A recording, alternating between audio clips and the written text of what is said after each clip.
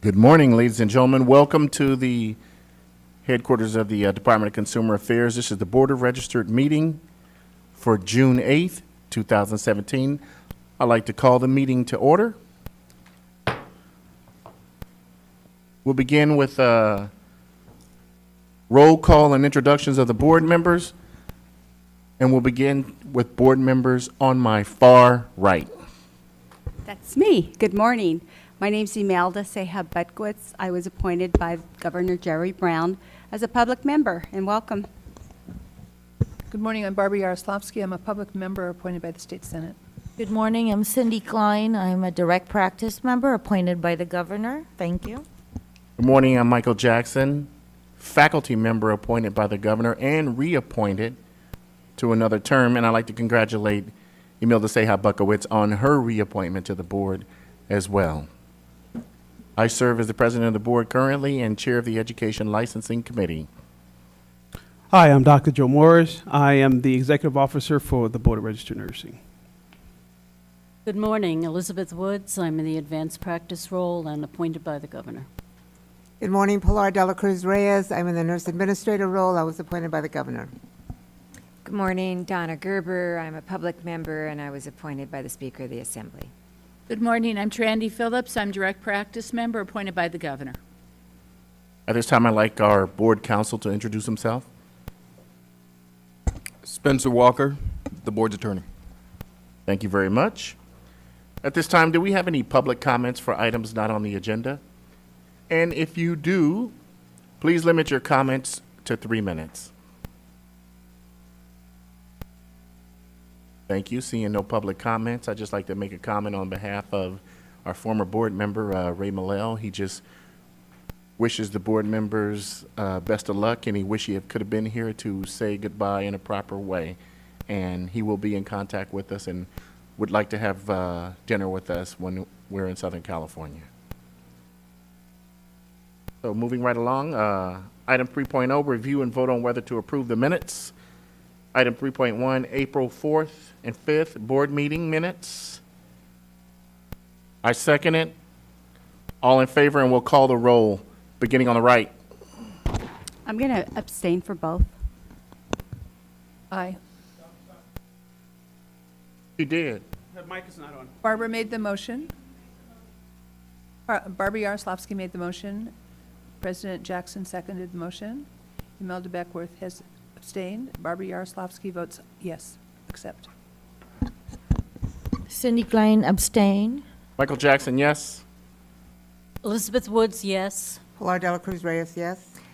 Donna Gerber abstain on May and yes on April. Trandy Phillips, yes. This was just April. Yeah. Item 3.2, May 9, 2017 board meeting minutes. So moved. Seconded, Trandy Phillips. Call for the question, beginning on the right. Abstain. Imelda Ceja-Butkowitz. Barbara Yaroslavsky, aye. Cindy Klein, yes. Michael Jackson, yes. Elizabeth Woods, yes. Pilar Dela Cruz Reyes, yes. Donna Gerber abstain. Trandy Phillips, yes. Any public comments? No public comment, moving right along. Item 4.0, report on board member activities. Are there any board member activities to report on? No, sir. I have none. I have one. I will be speaking at a regional meeting for in Fresno on the 16th. Thank you. Update on the board. And you just went on a trip? Pardon? A trip? Yes, I went to Cuba along with Donna Kistler. That's right. I was not an None of official the board. board's done. It was not official board, but it was related to nursing. That's right. Thank you. Any public comments? Item 5.0, board and department activities, executive officer report, item 5.1. Thank you, Michael. My report is rather lengthy, so I will try to summarize it, the key points as best as possible. So So beginning with 5.1, the internal business process, the staff is currently working with the DCA Solid Group to map out the BRN's Nursing Education Consultant Unit, internal business process and workflow. Once the Solid Group has reviewed and completed its mapping process, the BRN NECs will meet with Solid to review the recommendations and implement suggestions accordingly. Solid previously has worked with the BRN with mapping the enforcement complaint intake unit and the licensing unit processes. So we'd like to thank them publicly for their service. Moving on to public records requests, the board continues to comply with the public records requests and response within the required timeframes that are set in the Government Code Section 6250. For the period of March 24th through May 23rd, the BRN received and processed 25 public records requests. Moving on to 5.2, the budget update. In May, the governor revised budget was made and made available on May 11, 2017. The department is required to prepare an annual out-of-state travel blanket as specified in Section 0760 of the State Administrative Manual, requesting approval for all anticipated trips for the fiscal year 2017-2018. The board submitted its out-of-state travel request to the department on April 10th. The board is still awaiting approval for these trips. Moving on to the budget change proposals, the board has submitted requests in multiple areas through our budget change proposal, and we're looking forward to hearing a response regarding the positions that were requested as well. As of April 30, 2016, the board has expended approximately 87% of the Attorney General's budget. The board has also expended approximately 86% of the total enforcement budget. The board will continue to remain fiscally conscious and monitor expenditures and spending to ensure that we are, again, operating within the required budget that we have.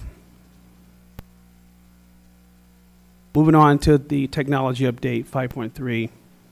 The board continues to reconcile its fingerprint database and has been notifying the licensees with only one level of fingerprint service, that being Department of Justice or FBI, based on the expiration date of the need to submit fingerprints in order to be compliant with the fingerprint requirement. As with the prior group that we requested fingerprints on, these licensees were also given 90 days to comply with the initial letter that was mailed out. Okay, and if not, possibly discipline actions would take place. This would be an ongoing process until the board continues to reconcile all of its licensees that require fingerprints, and these licensees are in full compliance. In April 2017, the board staff mailed out over 4,400 letters to licensees that we have identified with missing fingerprints results, such as those that require both Department of Justice and FBI in the BREEZE system. A second letter was mailed out on May 19 to nurses that have not followed up with regards to the initial letter. Licensees within this group are required to comply with the fingerprint requirements by June 18th. This group of licensees covers those expiring through December 31st, 2017. So again, the board is working diligently to reconcile the fingerprint issues. The BRN worked with DCA to identify necessary modifications in the BREEZE to display fingerprint data on the licensee's online renewal records. On May 25th, through a scheduled release through the BREEZE, the modification to display fingerprint notifications was implemented. This notification displays a deficiency on the renewal notice summary page informing the licensees that they need to submit fingerprints. Additionally, on the BREEZE Quick Start menu, a licensee can check the status of their online renewal, and if it shows a pending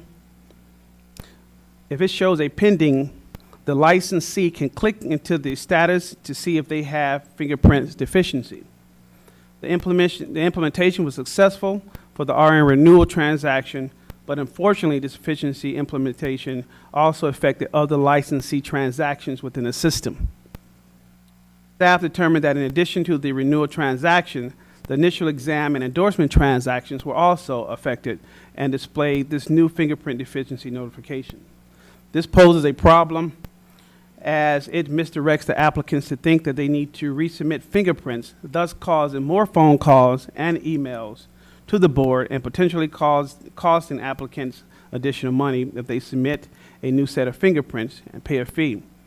After discussing this matter with the BRN management and DCA Breeze team, it was determined to remove the fingerprint notification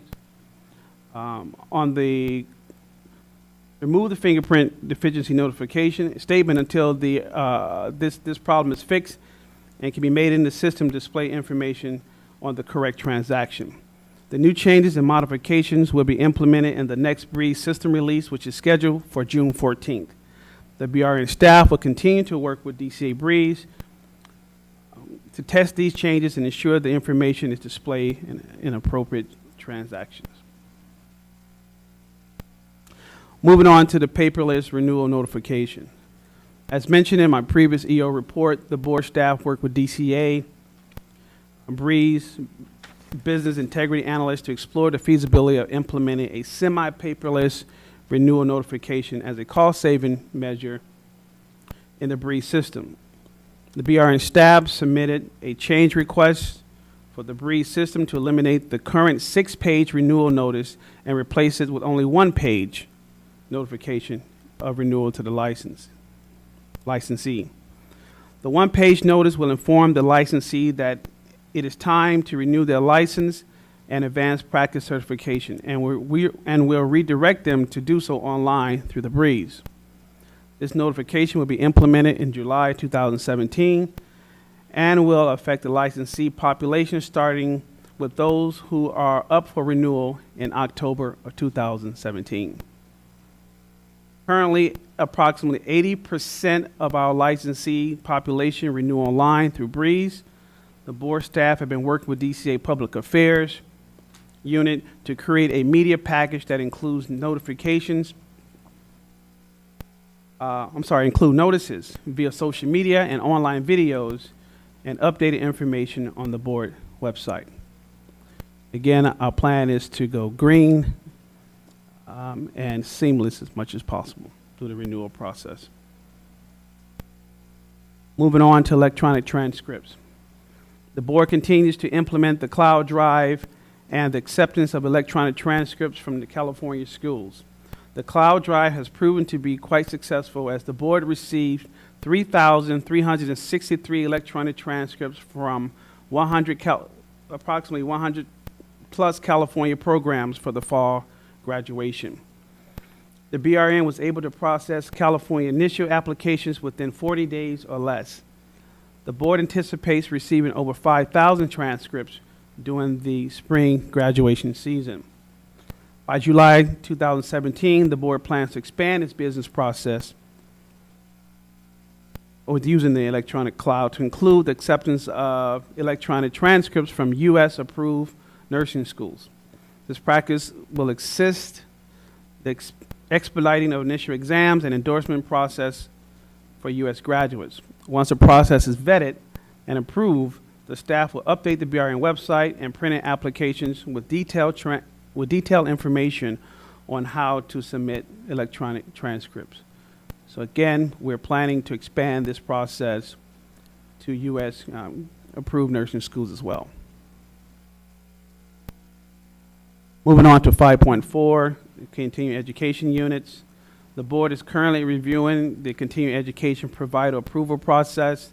The board plans to hire consulting services to conduct a cost analysis of the board's continuing education provider approval, renewal, and course evaluation process. Moving on to 5.5, education work group meeting. The education work group, which is a subgroup of the Nursing Education and Workforce Advisory Committee, which we combined several months ago, as it's now referred to as the new WAC Committee. They met on April 24th, 2017 in Sacramento. The purpose of the meeting was to review the 2015-2016 Annual School Survey Instrument and make edits as needed to the 2016-2017 survey document. The meeting was very productive in reviewing and editing the survey document, and the meeting will be reported back to the new WAC committee as it is as its next meeting scheduled for October 12, 2017. The work group includes the nursing program directors and representatives from the nursing-related organizations and community college chancellor's office. Staffing update. The board continues to evaluate the staffing needs throughout the department. Since 2017 of April, the board has filled 3 permanent positions, and currently there are 9 permanent full-time vacancies. Board will continue to work towards improving staffing conditions in order to advance customer service. And on the last page, as been requested by Barbara, we would continue to submit a copy of the analysis off on condition. That concludes my report. Thank you, Mr. Jackson. Thank you very much. Are there any public comments related to Dr. Morris's report? Remember, keep your public comments to 3 minutes.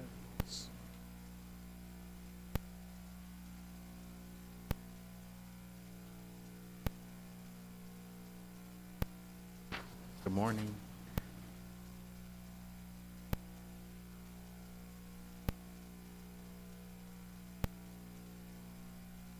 Sorry for the extra minute it took me to get up here. Got this darn boot on.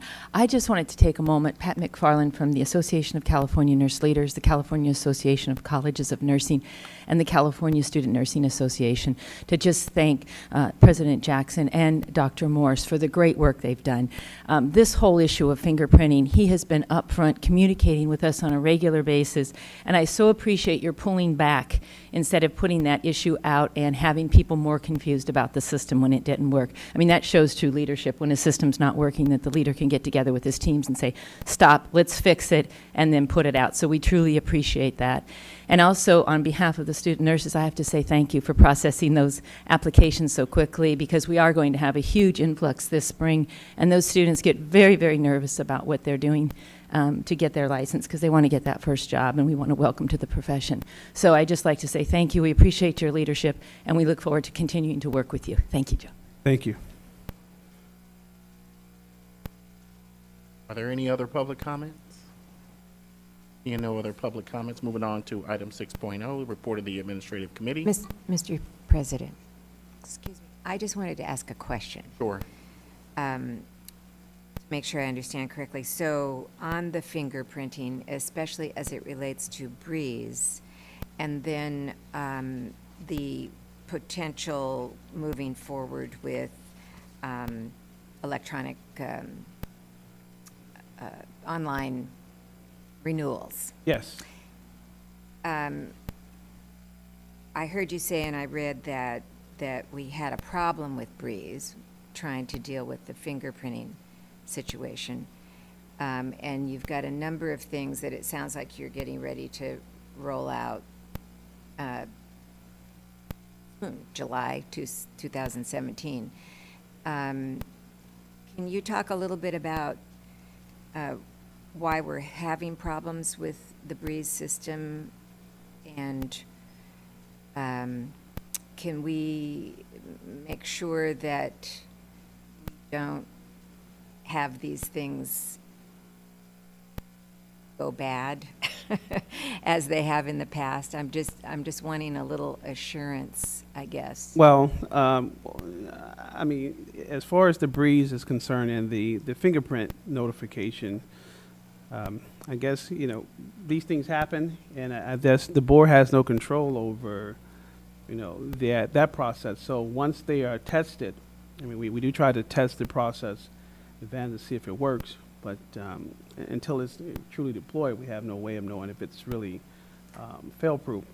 So the Breeze Integrity team is working with the board to ensure that the renewal notifications are working properly. So therefore, and we're pulling back to make sure that's corrected before we, again, officially roll it out again. In regards to the other processes, they are handled in the order that they come. So although our plan is to go paperless, if you will, and again, until some of the other processes are handled, then corrected, then this may delay even the total launching of the paperless process. Okay, so one other question, and that is, so on the fingerprint problem that occurred, had we tested it, did we discover that it wasn't working through the test, or did we discover it didn't work after we had sent it out to thousands of people? Christina, correct me if I'm wrong. It was discovered, was it during the test that it was working, but after it was deployed, it wasn't working anymore? I'm going to let Christina Okay, speak a little bit more in detail about the process. Christina Spriggs is the chief of our licensing unit and works very closely with the Breeze Integrity team on more like a weekly basis. So any changes that are made to Breeze are always tested. We have staff specifically designated to test any change that we want initiated in the Breeze system. So yes, this was tested prior to it being deployed into the production site. Once it was deployed into the production site, then was when we determined that there was an issue with it. It was not an issue that we could identify during testing. It was an issue that had to do with a business rule related to fingerprints, which was associated not only to the renewal notices, but also to the initial applications. What we had to do was we had to remove it, the deficiency statement from the business rule for fingerprints, and we had to create a separate business rule, one specifically associated to the initial applications and one specifically associated to the renewal applications, which will display that deficiency notification. So did that result in a whole bunch, how many thousands of things went out before we figured out it was?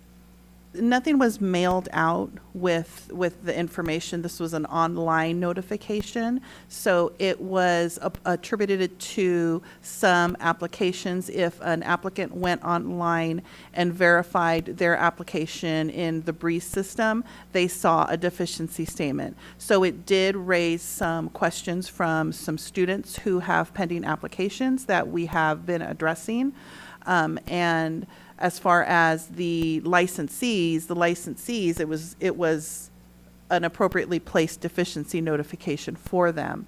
So on June 14th, when the new change is implemented, it will not show on the initial applications, but it will show on the renewal applications. And is there anything that you learned from this that would help us avoid, or would help us find out the flaws when we test versus when we implement? Unfortunately, with this particular situation, it was an issue that was more on the programming side, so it was something that was out of our hands. It was not a known factor for our staff to be able to test ahead of time. It was an issue related to that business rule, which was a programming factor. So it was not something that we would have known prior to testing. Because we don't have anybody that actually does the programming. Correct. We're not programming the Right. system Right. itself.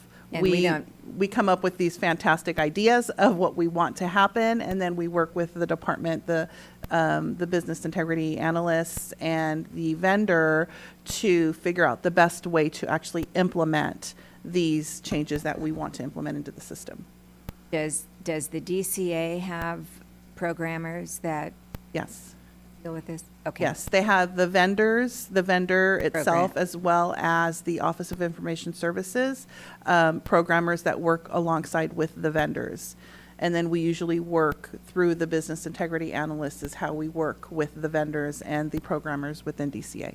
Okay, thank you. Thank you very much. So I have a question as well. Of the letters that were necessary to mail out, the 4,000 that were mailed out already, or 4,400 that were mailed out already, is there a way of checking that those people are or are not coming up for renewal this year and pulling those? Okay, so that's that's separate from the, what Donna was talking about with the fingerprint deficiency statement online. That's a separate process that we are doing in-house. It's an internal process. And those individuals are up for renewal this year, and that's why those letters have gone out to them. Okay, that's why I make sure that those Yes. were covered. Okay, thank you. Yes. Right. Any other questions from the board members? Item 6.0, report on the administrative committee.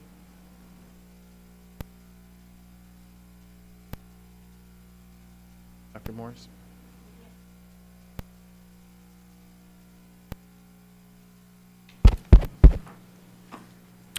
No, other than I just want to say that the board we continue, to Mr. Jackson, to look at our internal business processes throughout the board, and we are looking forward to the new fiscal budget year and being able to hire new staff so that we can, again, be more productive with responding to the consumer needs. As we move forward, we need to have healthier discussions on our budget. I'd like to see, specifically for a workshop with board members and the public on the budget. I think that's an excellent idea, and I do support that. And going forward on our agenda, monthly agenda, we'd like to see in closed session so we can discuss personnel issues going forward on the agenda when we do our closed session. I have a question. Can we make that not just for financial budget? Could we make it for any other issues? Well, the budget would be an open meeting, Okay. Oh, okay. Oh, okay. workshop. Oh, I'm sorry. So the That- public can be involved. Oh, okay, no, I'm that's, saying going forward, yes. the closed session items will be for personnel issues. Okay, thank you. To find That's- out issues sooner rather than later and be more Thank you, that was what I proactive. was clarifying. If you're making that a motion, I second that motion. It doesn't need to be a motion.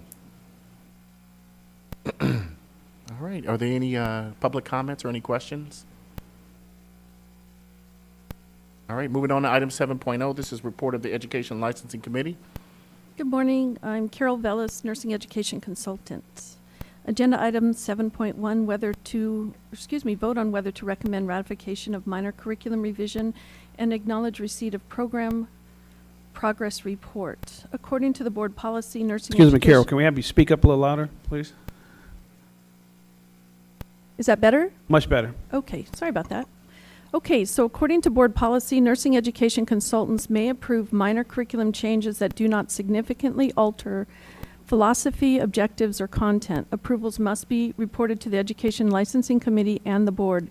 These programs submitted minor curriculum revisions or program progress reports at the May 10th ELC meeting. I make a motion that we accept. Second that motion, Barbara Yaroslavsky. Are there any public comments? Seeing no public comments, I call for the question beginning on the right. Imelda Seha Butkowitz, yes. Barbara Yaroslavsky, yes. Cindy Klein votes yes. Michael Jackson, yes. Elizabeth Woods, yes. Flor Dela Cruz Reyes, yes. Donna Gerber, yes. Trandy, Agenda item 7.2, vote on whether to approve Education Licensing Committee recommendations. The Education and Licensing Committee met on May 10th, 2017, and makes the following recommendations. 7.2.1, continue approval of pre-licensure nursing programs. Azusa Pacific University Baccalaureate and Entry-Level Master's Degree Nursing Programs. California State University Bakersfield Baccalaureate Degree Nursing Program. California State University Fresno Baccalaureate Degree Nursing Program. California State University Fullerton Baccalaureate Degree Nursing Program. Carrington College LVN to RN Associate Degree Nursing Program. Citrus College Associate Degree Nursing Program. College of Marin Associate Degree Nursing Program, and Pacific Union College Associate Degree Nursing Program. Item 7.2.2, continue approval of Advanced Practice Nursing Program. Azusa Pacific University Nurse Practitioner Program, California State University Bakersfield Nurse Practitioner Program, California State University Dominguez Hills Nurse Practitioner Program, California State University Fresno Nurse Practitioner Program, California State University Fullerton Nurse Midwifery Program, and California State Fullerton Nurse Practitioner Program. 7.2.3, approve major curriculum revision. Shasta College Associate Degree Nursing Program, Solano Community College Associate Degree Nursing Program, and Ventura College Associate Degree Nursing Program. 7.2.4, approve major curriculum revision, enrollment changes. Biola University Baccalaureate Degree Nursing Program, Concordia University Irvine Baccalaureate Degree Nursing Program, Samuel Merritt Sacramento Baccalaureate Degree Nursing Program, ABSN Program, Western Governors University Baccalaureate Degree Nursing Program, Butte College Associate Degree Nursing Program, Cabrillo College Associate Degree Nursing Program, Contra Costa College Associate Degree Nursing Program, Los Angeles City College Associate Degree Nursing Program, and Stanbridge University Associate Degree Nursing Program. Item 7.2.5, approve reinstatement of the Valley Foundation School of Nursing at San Jose State University Family Nurse Practitioner Program. And 7.2.6, defer action to continue approval of pre-licensure nursing program, American University of Health Sciences Baccalaureate Degree Program. These were all discussed in the committee, very lengthy. I make a recommendation that we accept. I second it. Woods, second. Are there any public comments? Any comments or questions from the board? You can call for the question, beginning on my right. Imelda Seja Butkwitz, yes. Barbara Yaroslavsky, yes. Cindy Klein votes yes. Michael Jackson, yes. Elizabeth Woods, yes. Pilar de la Cruz Reyes abstained from Fresno State, both the BSN and FNP programs, and vote yes on the others. Donna Gerber, yes. Randy Phillips, yes. Item 7.3, information regarding continuing education. Sue Engel.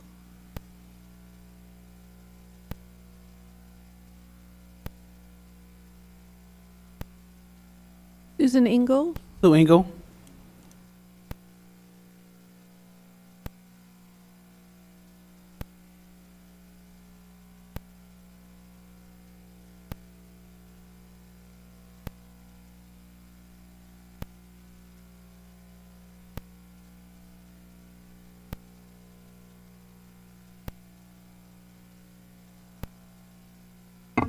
At the Education Licensing Committee, there was information presented regarding continuing education and continuing education provider.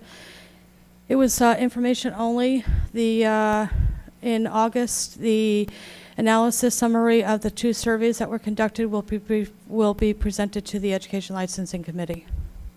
Thank you. Are Mr. there Chairman, excuse me. You know, we've been discussing the continuing education provider program. We've been discussing continuing education relative to some of the legislation that's been pending over the last, actually, couple of years. I'd like to suggest to the board that in addition to receiving the report on the survey results that the committee will be getting in August, that we set up perhaps an ad hoc committee of 2 members of the board that would work directly with staff to facilitate this whole process and discussion, because what happens is that it's a big subject. There's lots of information. Some of the information that was presented to the Education Committee in May, which was quite good and helpful, has not, it's a lot of information in a short period of time. The Education Committee is usually, we have a big agenda, and there are lots of school issues and all the rest of it. So we never really get a chance to focus very well on the issue about the CE program and the responsibility that the board has in terms of the 5-year audits and all of that stuff. So I suggest, and I talked a little bit with President Jackson about this since we're both on the Education Committee, that I think in this case, and I think we can do it without any complicated situation, unless somebody tells me there's some sort of procedural problem. I think we could do it by just saying, there'll be 2 members of the board that work directly with staff between now and ongoing either committee agenda items or board agenda items. And I'd be happy myself to volunteer to do that. I have the time to do it, and I'm interested in the subject. So I throw that out there as a suggestion to the board going forward. As I speak with the board's attorney, we don't need a vote to do this. So we're going to establish that committee. It'll be comprised of you and I, since you volunteered. Thank you very much. I can't. Of an ad hoc committee that will work with staff on continuing education going forward. And I assume that would, Dr. Morris, I assume that would mean that we would work with any staff you designate, but including, of course, Ms. Engel and whomever. Yes, that's I correct. just have another question on that.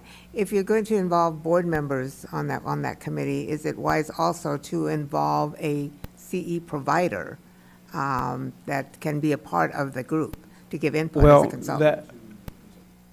Again, as I mentioned earlier in my report, we have already put forth a RFO, the request for services, and we're looking forward to that being approved. Well, that's an going effort to to hire a consultant. That will be an employee of the board. We're talking about a provider that comes from the public. So yeah, I spoke with the board's attorney, so we need a CE provider to work. So I might recommend that the committee can decide who and what they need to come to. We don't need to have a board discussion at this point, period. It I should just want to make sure that. table the include discussion, because it's not on the agenda anyway. Thank you. I wanted to add the reason Under it did not 7.3. the reason it did not require a motion is because the board president has the authority to establish any committee outside of a notice meeting. Thank you. Any public comment?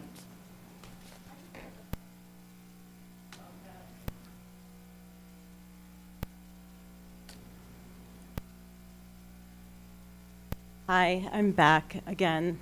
My name is Lisa Pasigi, and I'm a member of the American Holistic Nurses Association, and I work for Golden Apple Healing Arts. And the reason I came last month was the first time I came to one of these meetings, and I came back again because of the issue of continuing education. So I don't know if moving forward, there's still going to be chance for the public to be a part of this conversation. You suggested having a continuing education provider be a part of these meetings, but a big reason why I'm here is because... Would you like to do that job? Maybe. I mean, the company that I work for, Golden Apple Healing Arts, actually put in to get continuing education provider status. And I don't have my notes with me since I just walked up, but it was actually denied. From the Board of Registered Nursing. There was an email from Dr. Engel that denied this status. And I don't know the timeline, I just started doing my own research on this subject, but it seems like there was an issue, especially with this bill 799. This is not a topic for discussion. Okay, but this is not a topic for discussion at this moment, but you can continue to work with Dr. Engel on your issue. Okay, well, I guess the only reason I brought that up was because because the company that I work for was denied provider status. And so I think just input from, I don't know, there was a hold that was put on anybody that was getting it. So I just think that would be valuable input from these people that are trying to get continuing education accreditation, because I think that's where lies the issue of reasons why they're not getting approved. I think eventually that you're going to see an interested parties meeting where everyone's going to be able to participate and engage. What you're hearing now here is that we need to take the first steps for Towards staff, for establishing a the board committee. members to start to get involved in this issue, because it's a very large issue. Yeah, I agree. We're not finishing the issue, but before the issue is finished, you would have an interested parties meeting, I would assume, and everyone will be able to participate. So, thank you. I think you've been heard. And then that issue you can work out with Dr. Engel, and she'll take your information. Okay. Thank you. All right. So just to clarify, we will be beginning an ad hoc committee, and we'll be working with you, Board Member Berger and myself.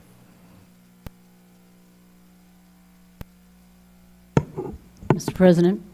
Yes. May I say something about this, please? I would just like to say that I think we need to broaden our concept of CEUs, not just using the word nursing, because I think the word nursing is self-limiting in some ways, and we should look at the whole issue of medical care and health care in a much broader way. Thank you. All right, moving on to item 7.4, draft of the 2015-16 post-licensure program annual report. Good morning. I'm Julie Campbell Warnock. I'm Research Program Specialist with the board. Julie, I'm going to ask you to speak up louder because we're trying to, all this is it? being Sorry. recorded and we have to transcribe them. My name's Julie Campbell Warnock. I'm Research Program Specialist with the board. Attached is the Pre-Licensure Nursing Program Survey Report for the 2015-16 post-licensure nursing programs. The report is just a representative of the the post-licensure programs in the state. They are representative of programs that also have pre-licensure nursing programs in California. The post-licensure report is broken out into 3 different degree types: RN to BSN, master's, and doctoral programs. Some highlights of the report: the number of programs has remained steady for the last few years, but in the last 10 years, the number of RN to BSN programs has doubled. Oh, I'm sorry, the number of doctoral programs has doubled. The number of RN to BSN programs and MSN programs have remained pretty steady. In the last 10 years, the number of private and public programs has increased. The ratio of public to private has gone from about 60-40 for RN to BSN to 50-50. Master's has remained steady, and doctoral programs have gone to almost 46% being public programs. The percent of RN to BSN programs that have partnerships with ADN programs continues to increase, with 63% being reported this time. The number of qualified applications continues to increase for all of the program types. The student completions in the last 10 years has more than doubled for RN to BSN programs, about a 32% increase for master's programs, and more than tripled in doctoral programs. In master's programs, the nurse practitioner remains the most common specialty at 53%, followed by this time by 14% in nurse education, and that has an increase from the last few years. And that concludes my report, unless there are any questions. Any questions from the board members? Comments from the public? None, thank you very much. Item 7.5. 7.5 is information only NCLEX pass rate update. Katie.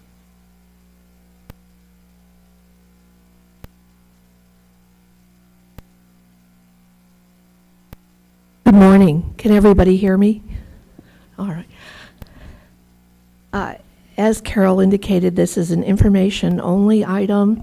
What you have in front of you are the 3 tables of routinely presented NCLEX reports.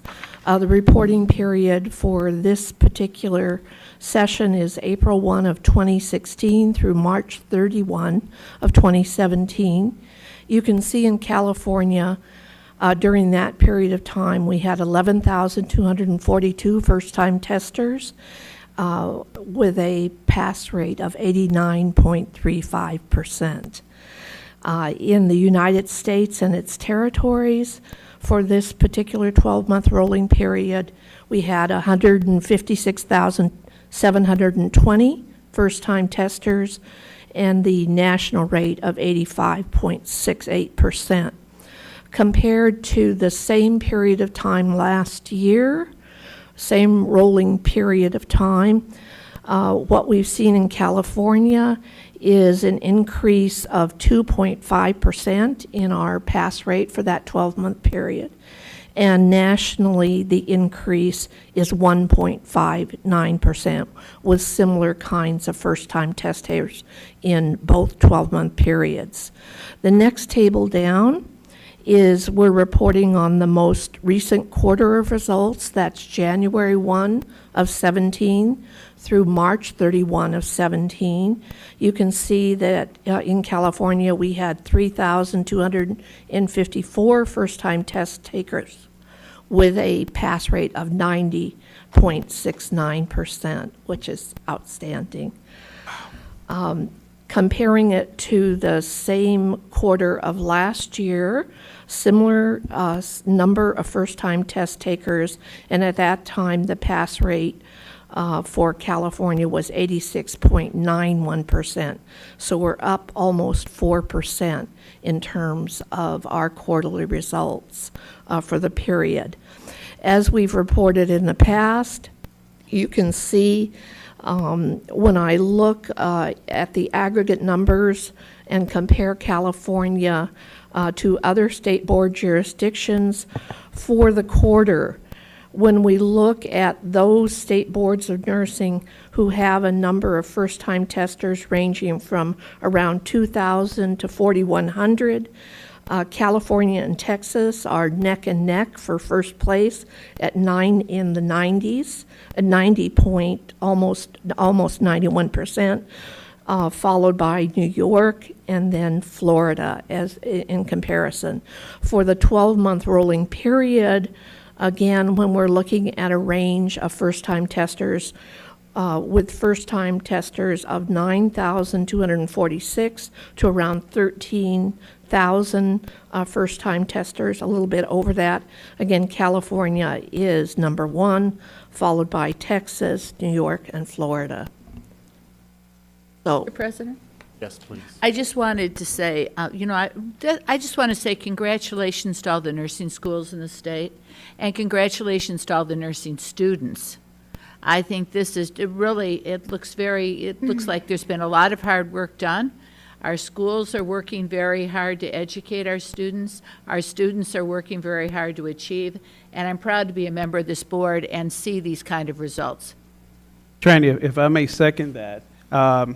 Also, the staff are working very diligently to get these students processed faster. Absolutely. Because I do believe Thank a you. part of the success is because they are testing a lot quicker. Within 30 days or less, compared to almost a year ago, it was 6 to 8 months. Right? So the knowledge is still fresh, so they're able to test within weeks. So we were very proud of that success. Thank you, staff. Thank you, staff. thank you very much. The next document, the second page of the report, is really the comparison of pass rates for the period January through March of 2017. And we look at actually the pass rates by degree type. And here too, you can see for the quarter, both in the aggregate for all degree types and by each degree type, California is higher than the national. Comparatively, we're about 2.9% higher for the aggregated number for the quarter. For the associate degree type, we're approximately 4.6% higher than the national comparison. And for the baccalaureate and entry-level masters, we're approximately 1.3% higher than the national rate. That concludes my report. Are there any Thank you very questions? much. It just goes to show you California continues to lead the way and be the pioneer and leaders, not only in healthcare, but with our future students that are coming along. So thank you very much. Any public comments or more comments from the board? Item 6.7.6. 7.6 is licensing progress report.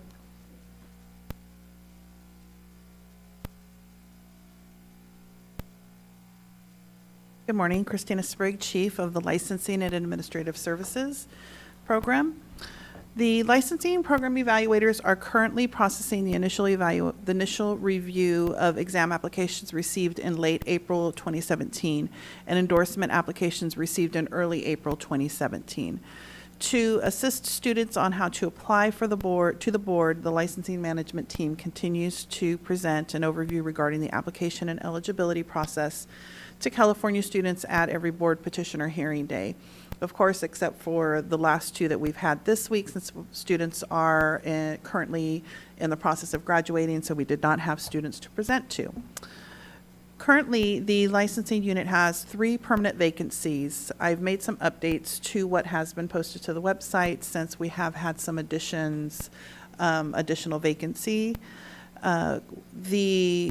We have 3 permanent vacancies currently in the licensing unit, 1 office services supervisor 2, 1 supervising program technician 2, and 1 office technician in the U.S. evaluations units. The board has taken into consideration the current budget projections and is in the process of advertising and recruiting. We hope to fill these positions by July 2017.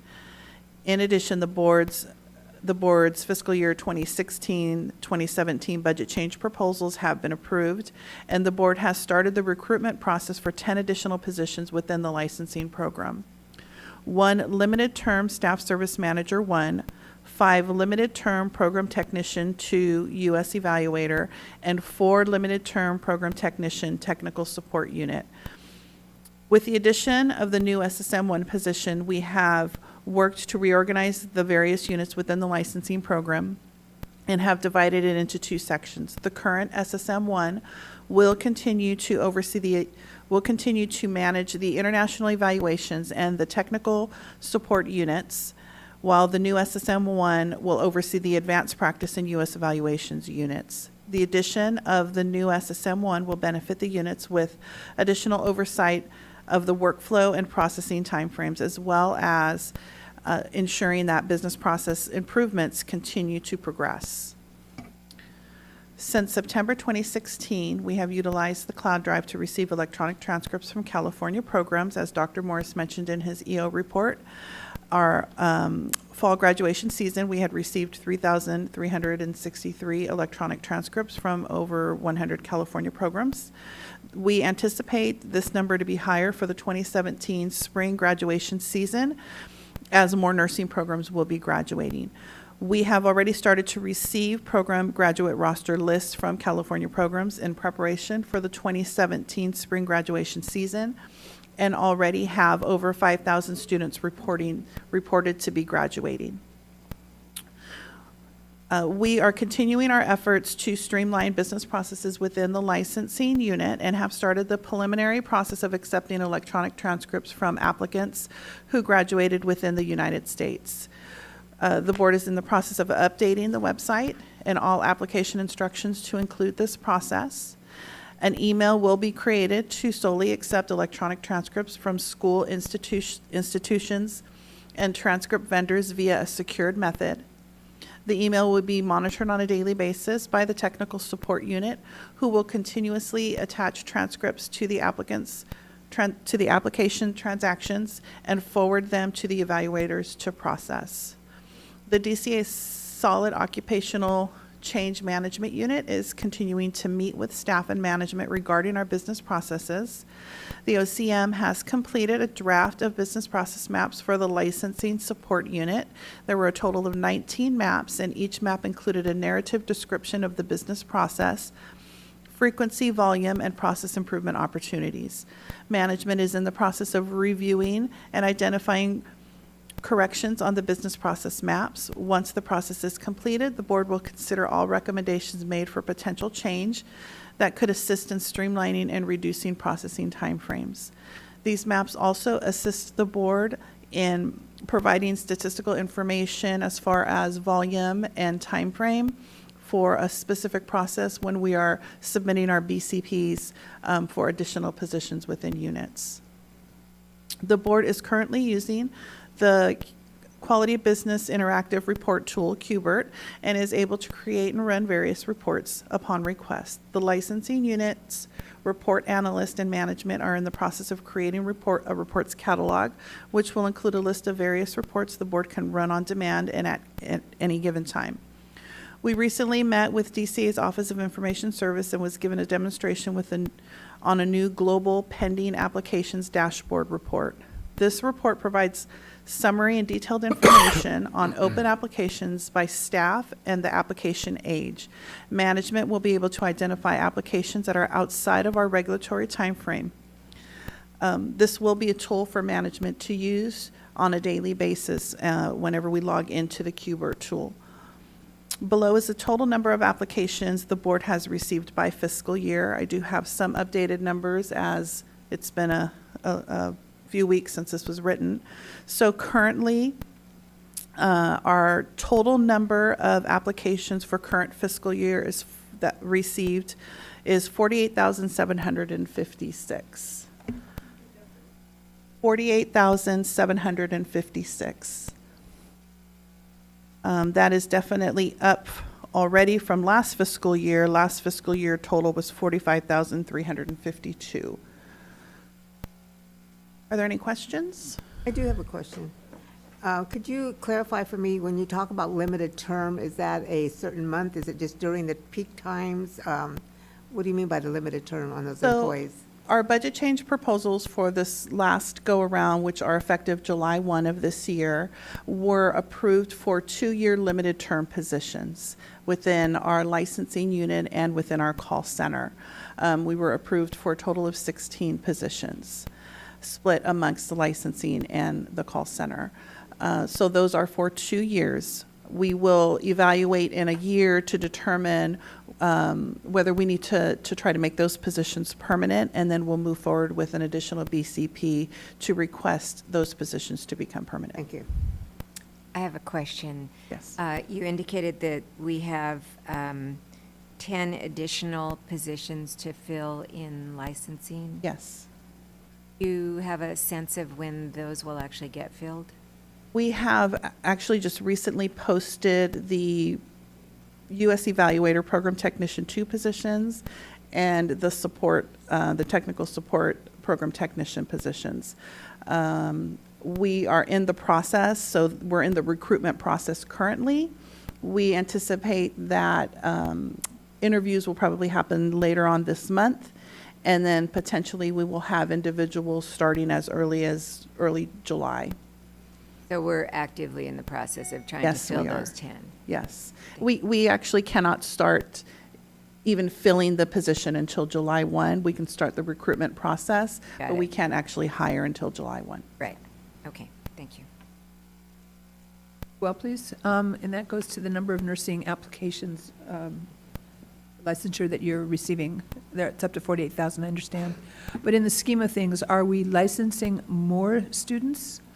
Are we receiving less applications? And is there an issue, as far as I think I read in the notes prior to this, your report, that there's qualification of students there's an issue with finding qualified applicants for the schools. So if that's becoming a workforce issue, is that something that we're tracking so that we can, down the road, weigh in on the profession? I don't have the number of Applications that were issued, I can provide that number at our next board meeting, since we will be past our grad season and we can have a better idea.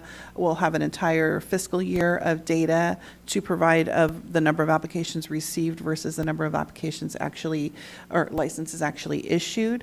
As far as qualified applicants, we're receiving a larger number of applications, which tells us that, there are a larger number of applicants graduating nursing So we're schools. meeting the need of the state. My concern is that at any point in time, while these numbers are coming to us, that we should be cognizant of the fact that if there are dips in numbers, and we're hearing it from schools or vis-a-vis our numbers, our totals, that we need to be aware of that so that that conversation can be held as well.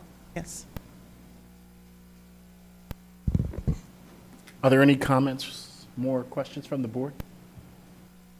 Just another comment that we have to be cognizant of the fact, Barbara, that, while the numbers may be up, we have a lot of nurses that'll be retiring, and so the shortages are still going to be an issue for us. So we have to be cognizant of the fact that we may see the numbers, but a lot of the baby boomers are leaving the workforce. We have more going out than we do coming in. But just as long as we've got the opportunity for those that want to go into the field because they're qualified to go in the field, that the qualification is not, if there's a problem with the qualifying to be able to go to the school, then that becomes an issue that we need to weigh in on a public policy issue in the state, is all I'm saying. But I understand what you're saying, totally. Yeah, Thank you. just one more comment on that, too, is that we're going to, later today, we'll be getting the forecasting report on the needs and the status of nurses in California, and I think that's going to be very eye-opening once again to look at that and see where we're headed. Any comments from the public? All right, thank you very much for your report. At this time, I'd like to turn it over to Donna Gerber. She's the chairperson of the Legislative Committee for the legislative report. Okay. Item 8.0. We have Kay Wickham and Lorraine Clark from staff to present the Legislative Committee report from May.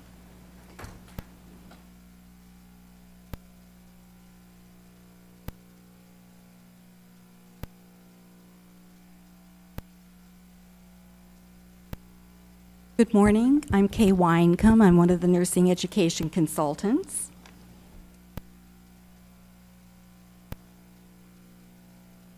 I am Lorraine Clark. I'm the legislative analyst for the board.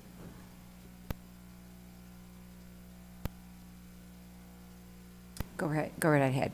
Thank Proceed. you. With agenda item 8.1, we're going to discuss bills of interest to the board and adopt or modify positions on the bills that were introduced during the 2017 to 2018 legislative session.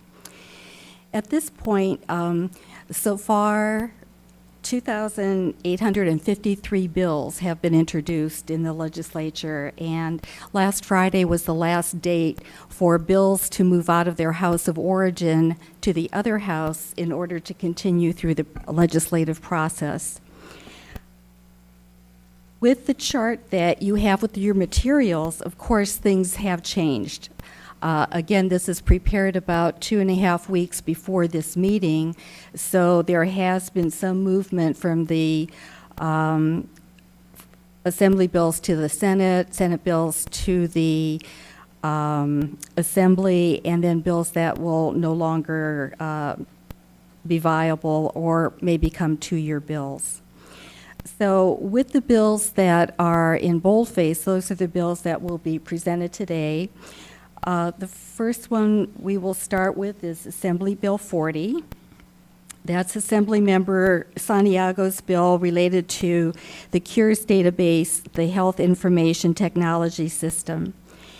The bill was amended on April 19th, and the bill has passed over to the Senate.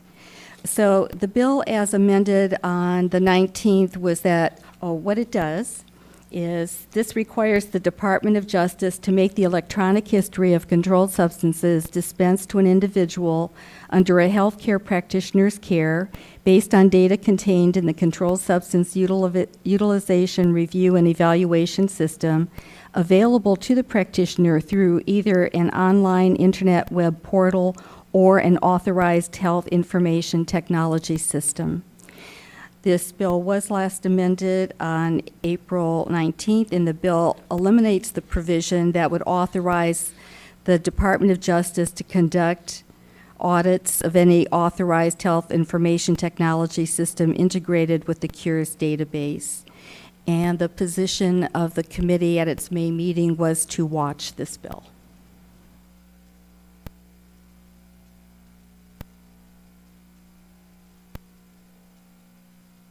Mr. Chairman, do we need to vote on each one?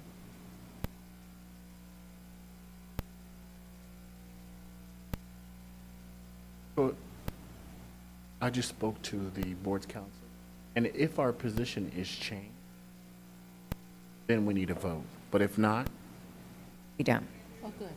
the board doesn't need to vote if the position hasn't changed.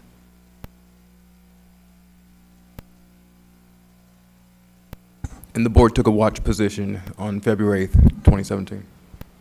Okay, so go ahead, Kay, just proceed to the next. Thank you. The next bill is Assembly Bill 44. This is Assemblymember Ray's bill related to workers' compensation, medical treatment, terrorist attacks, and workplace violence. As originally introduced, this bill had several provisions, but the bill was amended on April 20th and basically eliminated the language as originally presented and as amended as of April 6th. What the bill now does is say, under existing law, an employer must provide reasonably required treatments, including but not limited to medical and surgical treatment, to cure or relieve an employee's injury sustained in the course of his or her employment. This bill would require employers to provide immediately accessible advocacy services to employees injured in the course of employment by an act of domestic terrorism as defined when the governor has declared a state of emergency due to that act of domestic terrorism. And the committee took a watch position, and that followed the board's position in February of a watch position.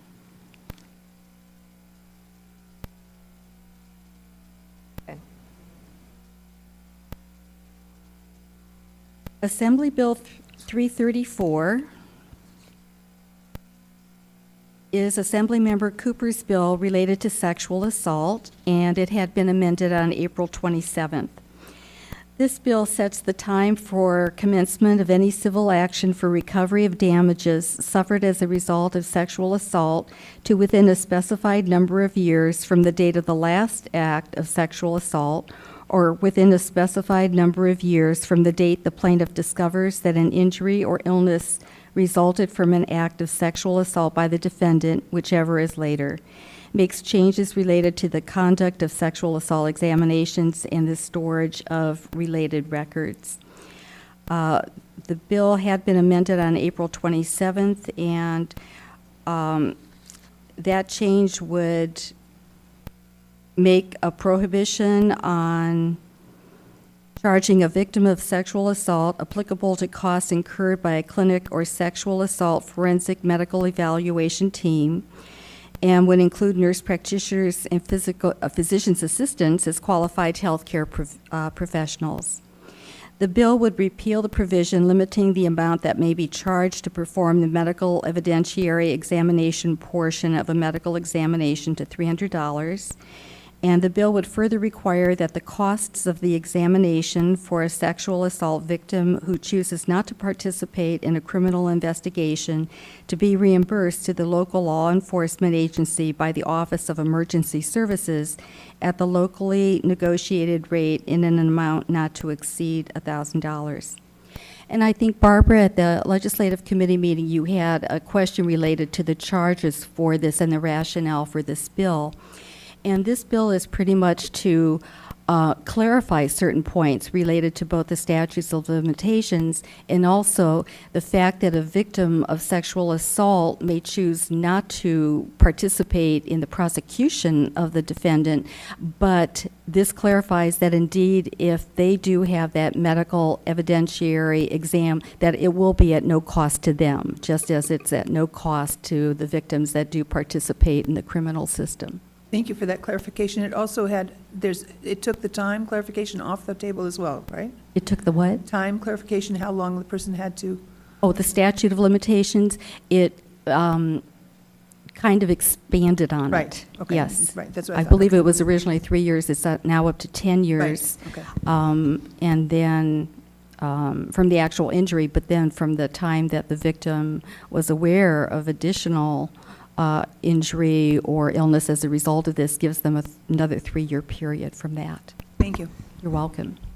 So this is a new position on a bill, so I would move the committee's recommendation, which is a watch position. Randy Phillips, I second that. Call for the question, we begin on the right. Any public comment before we vote? Imelda Seher-Betkowitz, yes. Any public comment? None. Barbara Yaroslavsky, yes? Cindy Klein, yes. Michael Jackson, yes. Elizabeth Woods, yes. Lauderdale Cruz Reyes, yes. Donna Gerber, yes. Randy Phillips, yes. Thank you. Okay, so moving on to AB 88. Yes. Assembly Bill 882 is Assemblymember Arambulis bill related to Pupil Healthcare Services, School Nursing, and Pupil Healthcare Services Task Force. And this bill did not move out of the Assembly Appropriations Committee. What the bill does is establishes the School of Nursing or School Nursing and Pupil Healthcare Services Task Force. It specifies that the main task of the task force is to identify model school healthcare service programs and practices that directly serve pupils that can be used by county offices of education and school districts to provide support and technical assistance to schools within each jurisdiction in order to improve the safety and quality of healthcare services to pupils. When the bill was amended on May 3rd, it increased the number of task force members to 18, and it also extended membership to the director of the State Department of Healthcare Services or his or her designee. And it removes the provision for the appointment by the governor of one member from the State Department of Healthcare Services. It also removed the language related to the whole school, whole community, whole child approach from the provisions related to the task force mandate to recommend ways to create a collaborative approach to foster and promote a non-competitive strategy that directs an appropriate level of funding to school nursing and school-based health centers. And the committee's position was to watch. Which is no change. I have a question, please. On the task force, what people are on these task forces? Or need the names, I just need to know their Made it out of background. the roles, they're not names, but the provision would be that there would be, the Senate Rules Committee would appoint one member, and that member could appoint a designee. The Speaker of the Assembly, or Senate Rules Committee and Senate Speaker of the Assembly can each appoint one member.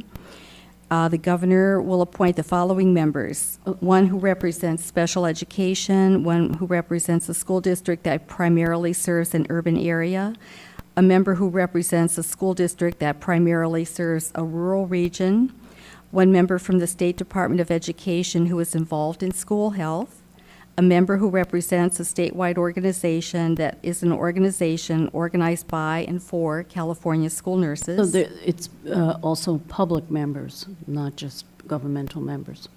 Is that correct? Public members in the sense that they're representing an organization. Okay. But in terms of individual citizens, so to speak?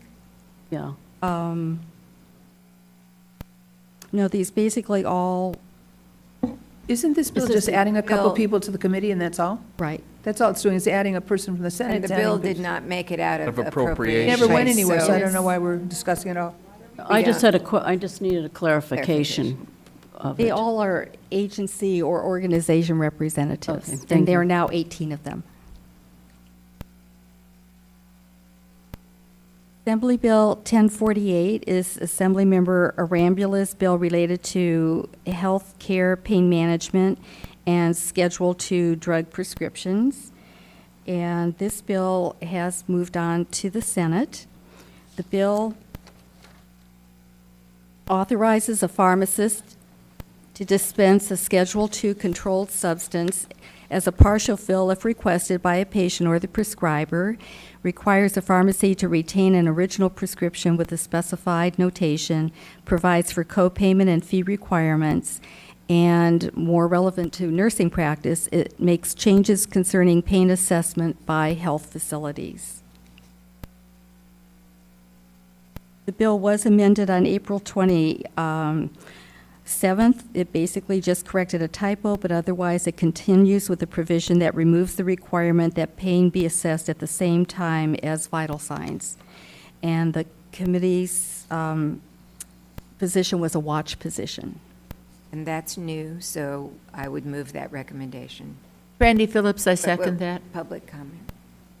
Public comment? Being no public comment, call for the question. Meldaseha Bedgoeds, yes. Barbara Yaroslavsky, yes. Cindy Klein, yes. Michael Jackson, yes. Elizabeth Woods, yes. Laura Dela Cruz Reyes, yes. Donna Gerber, yes. Randy Phillips, yes. Assembly Bill 1102 is Assemblymember Rodriguez's bill related to health facilities whistleblower protections. And this bill was last amended on April 20th. And as amended, the bill deletes the language, or deletes some language, and adds a provision that now increases the maximum fine for a misdemeanor violation of these provisions to $75,000. And the committee's position was a support position in May. That is a Watch committee. new It was a, position, so I would move the recommendation. I'm sorry, Donna, what did you just say, I Donna? just said it's a new position, so I would move the recommendation of the committee. Court. Randy All right, Phillips. let me just ask you a question before you vote. My understanding, was this taken a position in May? Because I have it in April, that it was a watch position. So there was a May? Yes. Okay, thank you. Randy Phillips, I'll second that. Public comment?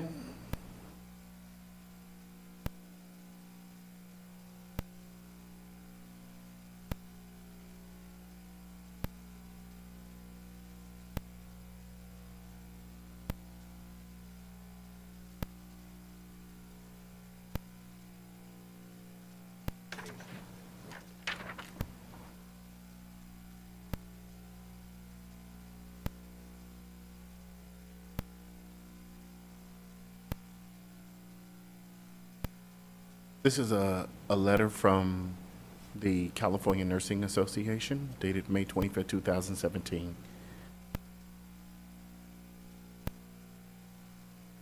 Good morning. I'm Saskia Kim with the California Nurses Association.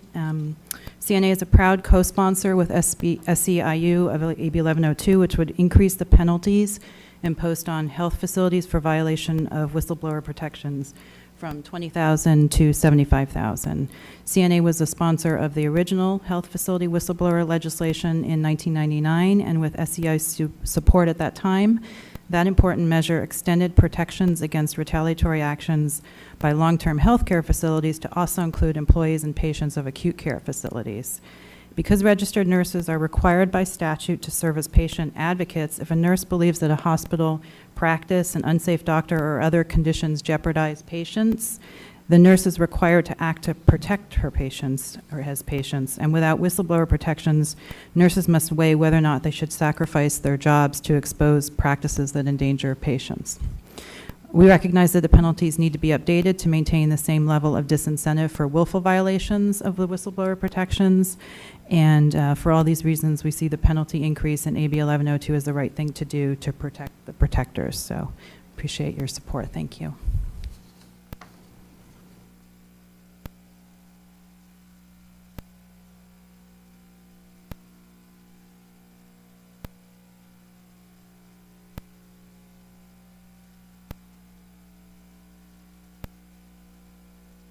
Good morning. Public comment. Remember to limit your time to 3 minutes. Ours is just really quick. I'm Fiona with SEIU. And I'm Martin Moreno, also with SEIU California. So we just like to say that we thank you for your support on AB 1102, and we are also in strong support of Thank you very much. You're from? SEIU. SEIU California. California Thank with you. the Nurse Alliance. Okay.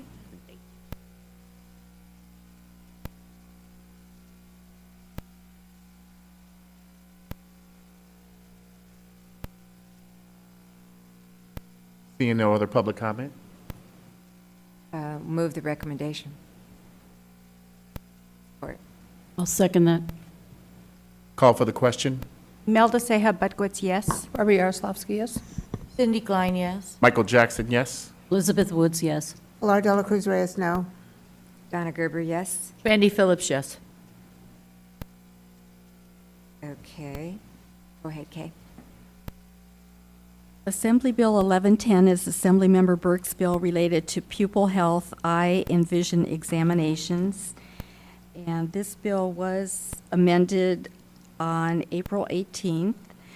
However, this bill did not move out of Appropriations Committee. So why don't we go on to the next?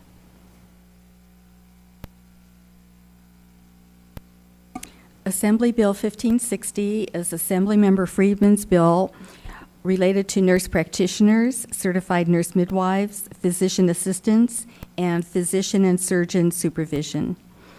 This bill was amended on May 8th, and it is currently with the Senate Business and Professions Committee. The bill as amended on the 8th, as it relates to nursing practice, applies to, well, as it relates to the Nursing Practice Act, existing law authorizes the Board of Registered Nursing to issue a certificate to practice nurse midwifery to any person licensed under the Nursing Practice Act that meets certain qualifications. Existing law authorizes a certified nurse midwife to, among other things, furnish or order drugs and devices under specified circumstances, subject to physician and surgeon supervision. Existing law prohibits a physician and surgeon from supervising more than 4 certified nurse midwives at one time for purposes of furnishing or ordering drugs or devices. This bill now applies to nurse midwives and physician assistants. It would prohibit a physician and surgeon from supervising more than 18 nurse practitioners, certified nurse midwives, and physician assistants at one time. And the committee took the position of watch at its May meeting. And that is a new position, so I would move that recommendation. I'll second that, Randy Phillips. Public comment? I have a question.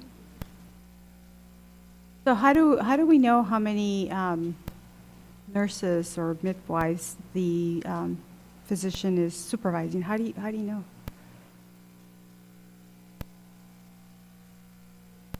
That's 18. Yeah, but how do we know? How's it reportable? We have to trust them? Basically, there isn't any reporting requirement related to compliance with this regulation. In other words, we wouldn't know they could have 18, they have 20 unless someone... And from my experience, it quite possibly could come up when nursing education consultants are conducting an approval visit for an advanced practice program like a nurse practitioner or nurse midwifery program, because we do visit the clinical sites, and somehow that issue might arise when we're talked about, but otherwise there That's my isn't a... question, it might arise. We really don't know. There's no checks and balances. Okay, thank you. I would agree with you, Imelda. I think, 18 is a large number of nurse practitioners, particularly if they're working in all different areas, to be able to watch. You might as well give them independent practice, as far as I'm concerned, if you're going to allow 18 to be the number. I think it has to be built into the protocols. That's all. There's no way that somebody can actually verify that at any given time unless they're in that particular area. But they would have to have it within their written protocols. So you're recommending a watch position? Are you recommending a position? Should we be recommending a position and then discussing this, or? We're recommending a watch position. Right. Because, this is a bill that will obviously get a lot of attention. Absolutely. There will be changes, there will be amendments, et cetera. So we, at this point, just took a watch. However, if the board members or the board or a committee of the board that focuses on this particular issue wanted to change that recommendation, this is your opportunity. Well, the reason I asked the question was exactly for what you've pointed out. I would recommend that we continue, we have a watch position, so at least we can be at the table, be informed, and be engaged in the continuation of discussion versus a support of what we don't know versus an oppose of what we don't know. So I would recommend a watch position. Okay, and Our position is unchanged. our position, Well, we didn't have it's a new watch position, so we have to vote on it. But if this is if the committee needs to be advised of something, this would be a good time to advise us. That's, are you recommending, you've recommended a watch position, is that I'm correct? recommending a watch. And you have a second to that? Randy Phillips, I And I'm second that. speaking in favor of that position. Okay. Are there any public comments? Seeing no public comments, we'll call Imelda Seja Betquits, yes. question. Somebody's, Barbie Yaroslavsky, yes? Cindy Klein, yes. Michael Jackson, yes. Elizabeth Woods, yes. Flor Dela Cruz Reyes, yes. Donna Gerber, yes. Randy Phillips, yes. Okay, moving right along. Assembly Bill 1612 is Assemblymember Burke's bill related to nursing, certified nurse midwives, and supervision. And this bill did not come out of the Committee on Appropriations. It stayed with the Assembly. And at its committee meeting, the board did take, or rather the Legislative Committee did take a support position. Never made it out of. It never went out of It committee, didn't so make there's it no out of reason to be committee, discussing. so I think we'll just We'll move on to the next bill. move to the next bill. It's the same with the next bill, correct? That's correct. Assembly Bill 1650, Assemblymember Mainshine's bill, yes. That did not move out of the Appropriations Committee either.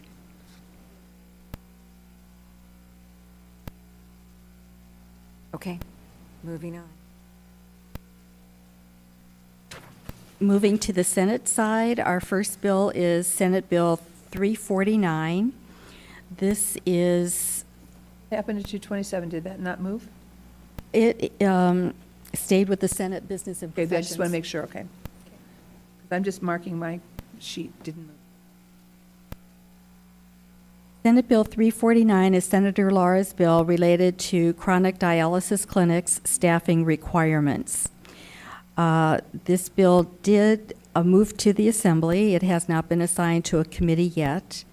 The bill was amended on May 3rd, and as it was amended, the bill would provide that a non-managerial employee shall not be within the meaning of the responsible individual as used in this section. A responsible individual means a person described in subparagraph A or B who, with respect to a staffing-related violation or gross staffing-related violation, knew or should have known that the violation would occur and possessed but failed to exercise direct responsibility and authority to prevent the violation from occurring, or knew or should have known that the violation had occurred and possessed but failed to exercise direct responsibility and authority to substantially remedy the violation. The bill also added a provision that nothing in this act is intended to impact nurse-to-patient ratios applicable to health facilities licensed pursuant to sections of the Health and Safety Code.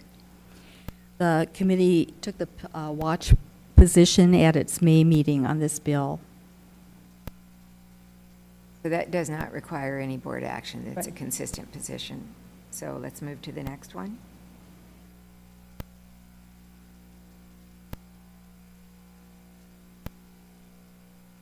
Senate Bill 419 is Senator Portantino's bill related to medical practice pain management. And this bill has stayed in the Senate. When it was considered by the Legislative Committee, the committee did take a watch position on it. Same, so let's move to the next one.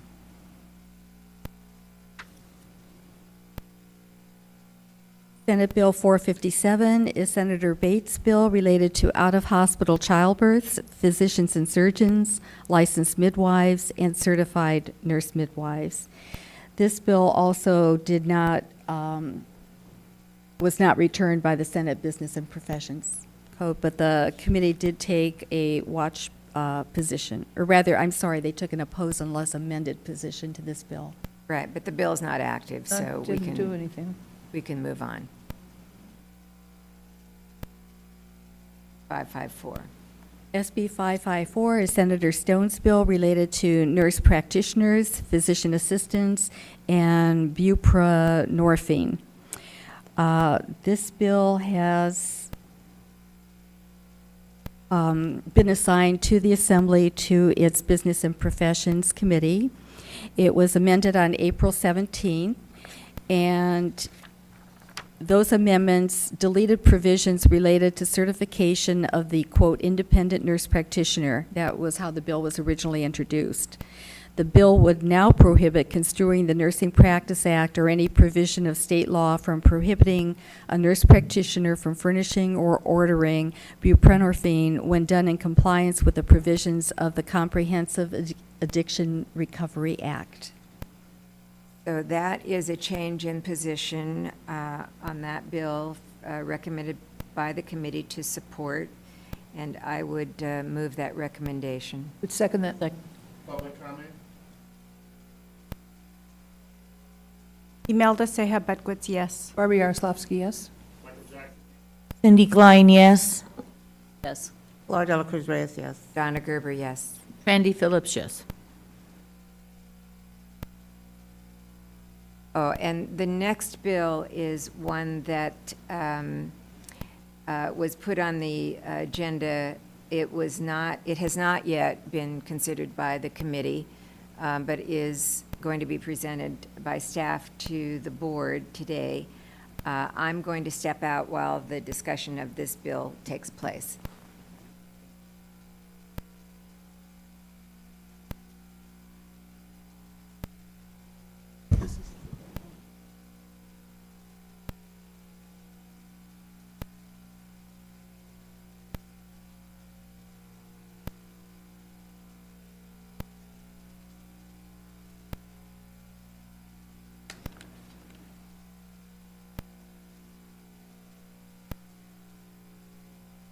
Senate Bill 562 is Senator Lara's bill, and its subject is the Healthy California Act.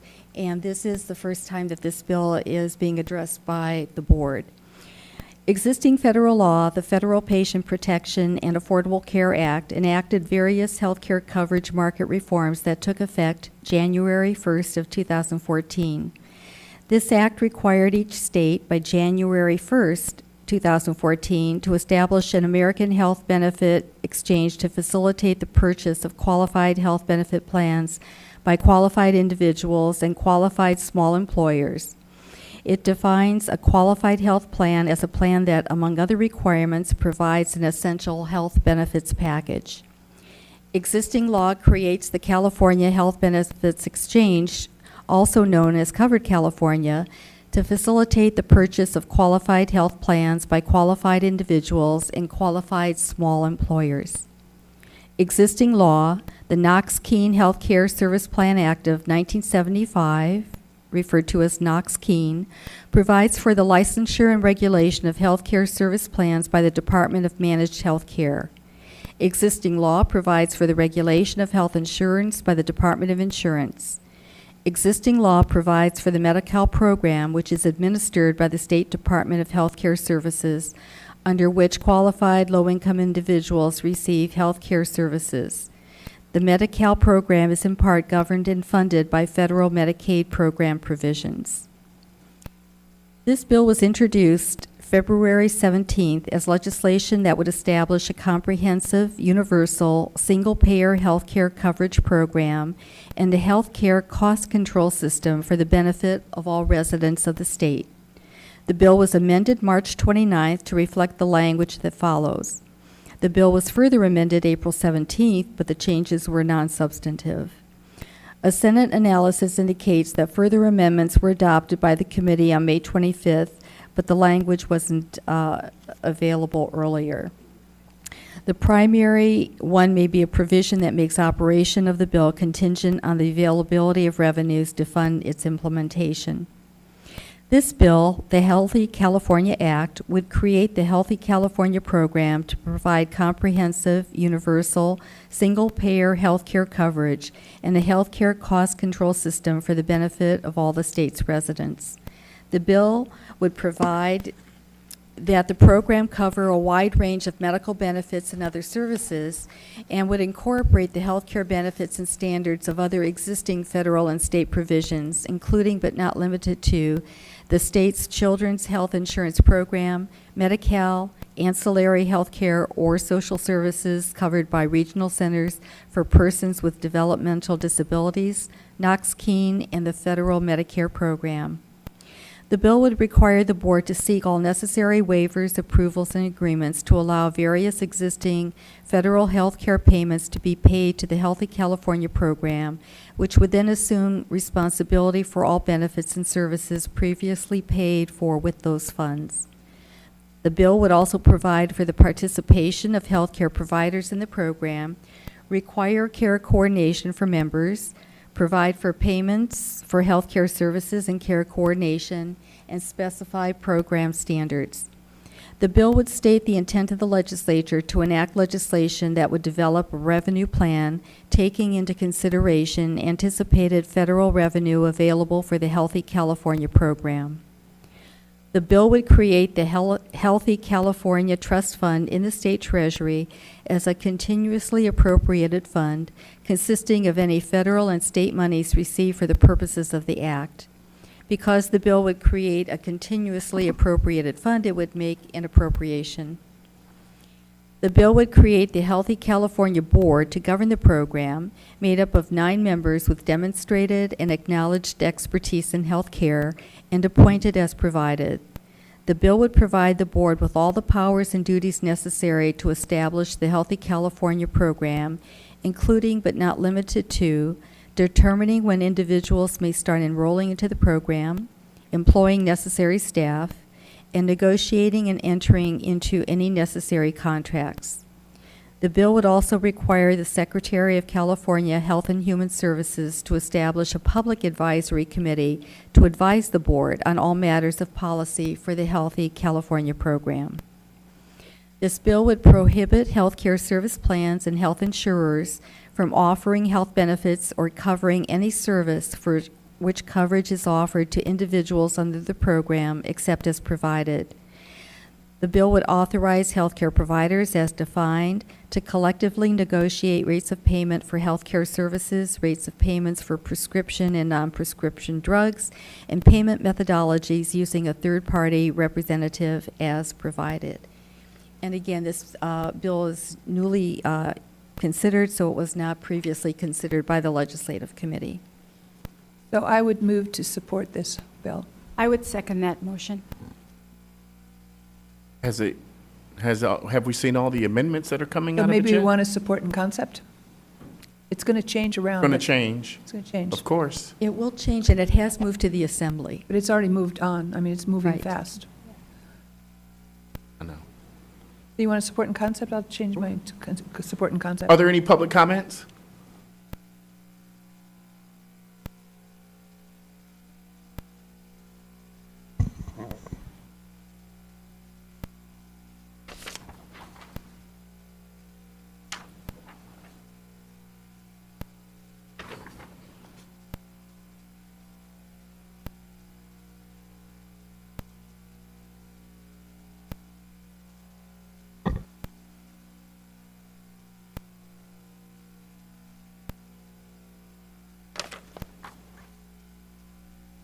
Morning again. Saskia Kim with the California Nurses Association. CNA is a proud sponsor of SB 562, the Healthy California Act, which would create a universal single-payer health plan to provide publicly funded and progressively financed health care coverage for all California residents with no network restrictions, deductibles, copays, or other limitations on necessary care. CNA believes fundamentally that health care is a human right. SB 562 ensures that health care is treated as a guaranteed right, not as a privilege like under our existing system. And SB 562 creates a more humane health care system premised on patient need, not insurance profits. All Californians would be able to enroll regardless of age, income, wealth, employment, or other status. Benefits would include comprehensive outpatient and inpatient medical care, primary and preventative care, prescription drugs, emergency care, mental health services, and pre- and postnatal care and other services. Everyone would choose a primary care practitioner to handle their care coordination and make sure that patients get the care they need. The United States continually outspends other wealthy nations on per capita health care costs. SB 562 would broadly cut overall health care spending by nearly 20%. In sum, SB 562 would provide the comprehensive and quality health care coverage that all Californians deserve and would ensure that corporate profit making no longer determines the health and well-being of our state. Thank you appreciate your support.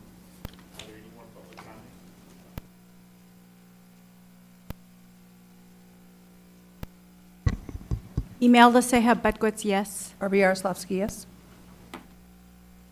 Klein, yes. Michael Jackson, yes. Elizabeth Woods, yes. Flor Dela Cruz Reyes, yes. Randy Phillips, yes. Thank you, and that concludes the section on the nursing practice and nursing education bills. Thank you very much. Can we have a staff member bring back in the So, excuse me, board that means member that 762, Donna Gerber? 746 went nowhere? SB 746? It's still with the Senate Education thank you. Committee. Yes.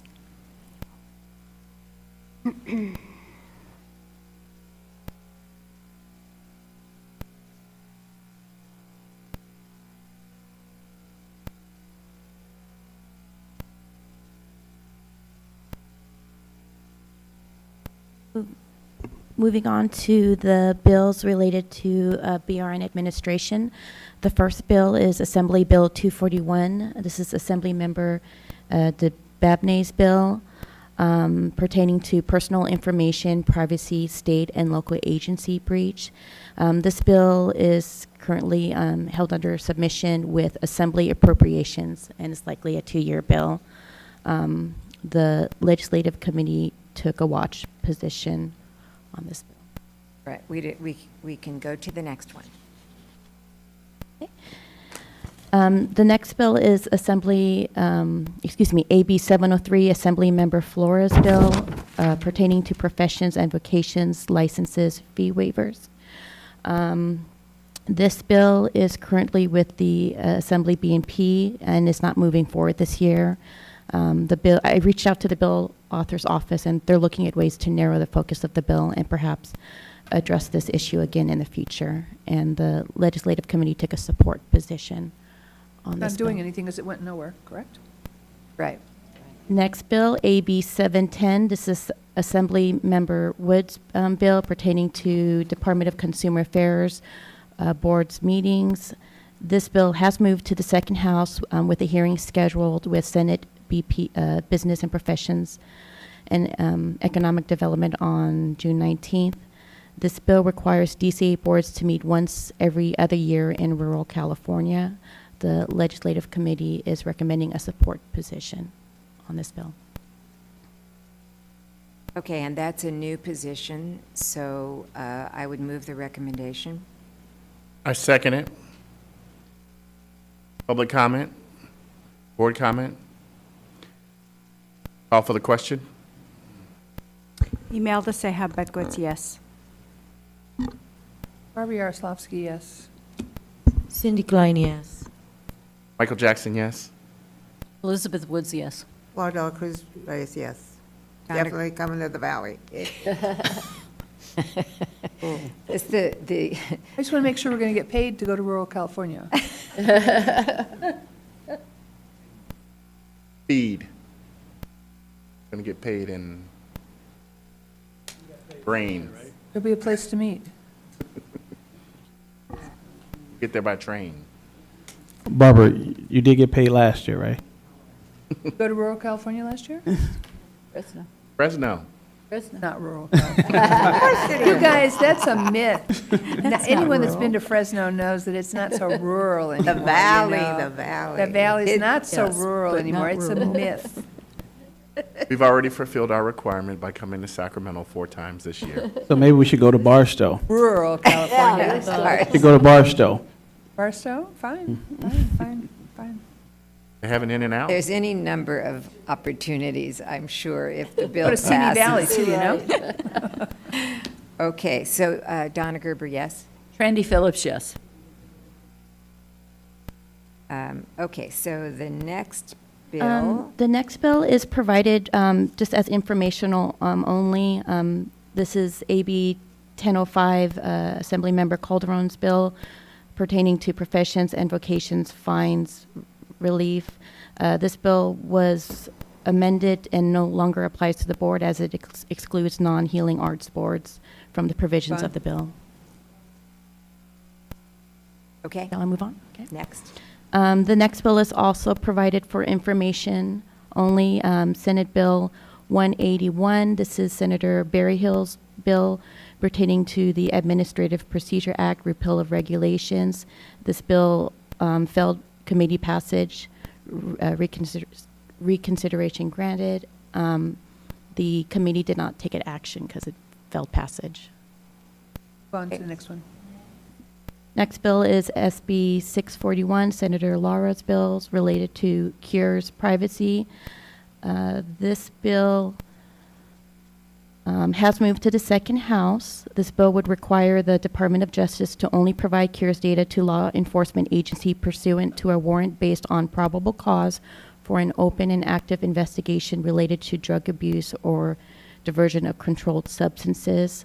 The Legislative Committee is recommending to continue a watch position. Okay, no change. Next bill is SB 715, Senator Newman's bill pertaining to Department of Consumer Affairs Regulatory Boards, removal of board members. So while the board hasn't yet specifically considered this bill, it contains the same language as a previous version of SB 496, which the board at that time took a watch position. That bill has since been amended to address an entirely different subject. This bill adds failure to attend board meetings to the list of reasons the governor can use to remove a board member from office. This bill has moved to the second house. This isn't a waste of time. It seems like, So my is the governor allowed to remove a board member or the My appointing understanding is authority that at any time? we serve at will of whatever the appointing authority is, and that it's unfortunate that it's come to this kind of a delegation authority. I'm sorry. Well, I would just suggest that we watch the bill, and I would Fine. move that recommendation. I second it. Public comment? Call for the question. Imelda Seja Bedwitz, yes. Barbara Yaroslavsky, yes. Cindy Klein, yes. Michael Jackson, yes. Elizabeth Woods, yes. Laura Dela Cruz Reyes, yes. Donna Gerber, yes. Randy Phillips, yes. Okay, next. Our next bill is SB 762, Senator Hernandez's bill pertaining to healing arts licensee activation fee waiver. And I just wanted to correct the status on this bill. The Legislative Committee took a watch position on this bill, which has moved to the Assembly. Okay, so. This bill requires renewal fee to be waived for any healing arts licensee who certifies renewal is for the sole purpose of providing voluntary service for medically underserved population areas. So I have a question as to the content, because I've read it and I think that I understand what it says. My concern is that waiving a fee and not having a licensee be licensed, regardless of what they're going to do for that license, takes away public protection. It means that people could come in and do volunteer work, which is very admirable and very important, but in order for the public to know that that person in fact, there's something there. I think that the idea of not expecting a fee, even if it's a $25 a year fee with a current license, is inappropriate. So I would suggest very carefully what position we take on this bill. I would agree with you, Barbara. Is the act of the bill to simply waive fee, or does it also change the status of the licensure? Don't have, okay. It would, But you it would waive the fee. Only, Yeah. you would still have to have your CEUs and whatever you had to maintain a license. If you haven't had a license for 20 years, or your license has been defaulted, and you've decided you're going to do volunteer work, you don't have a current license, you don't have a fee that's attached to it, you don't have CEs that are attached to it. I think we need That you're- clarification. My concern is clarification here. Then we need it clarified. And I would suggest an oppose unless amended position.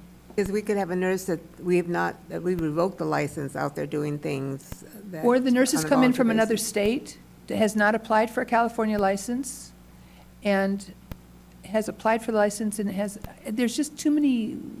Can I make a suggestion? Why don't we have staff clarify with the author the concerns of the board?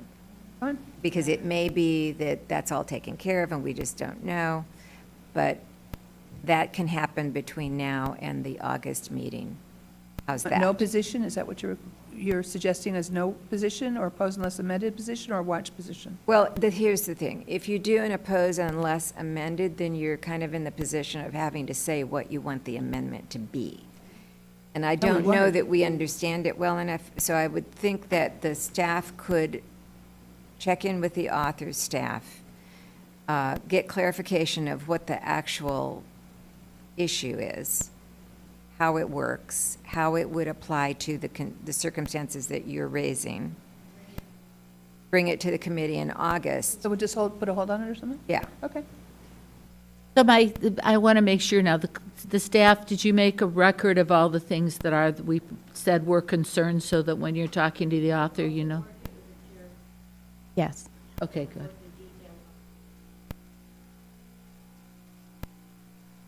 My understanding is the medical board has something in place already. Medical board has a Yeah. $25 fee. For volunteer physician. So by having a fee, Barbara, just for clarification, that guarantees that they're licensed. So we don't have enough information right now. Don't have enough Need to find- I make a recommendation, we take a watch position. I'll second that. Public comment? Seeing no public comment, call for the question. Imelda Ceja Budwitz, yes. Taking a watch position. Watch position. Barbara Yaroslavsky, yes. Cindy Klein, yes. Michael Jackson, yes. Elizabeth Woods, yes. Laura Dela Cruz Reyes, yes. Donna Gerber, yes. Brandy Phillips, yes.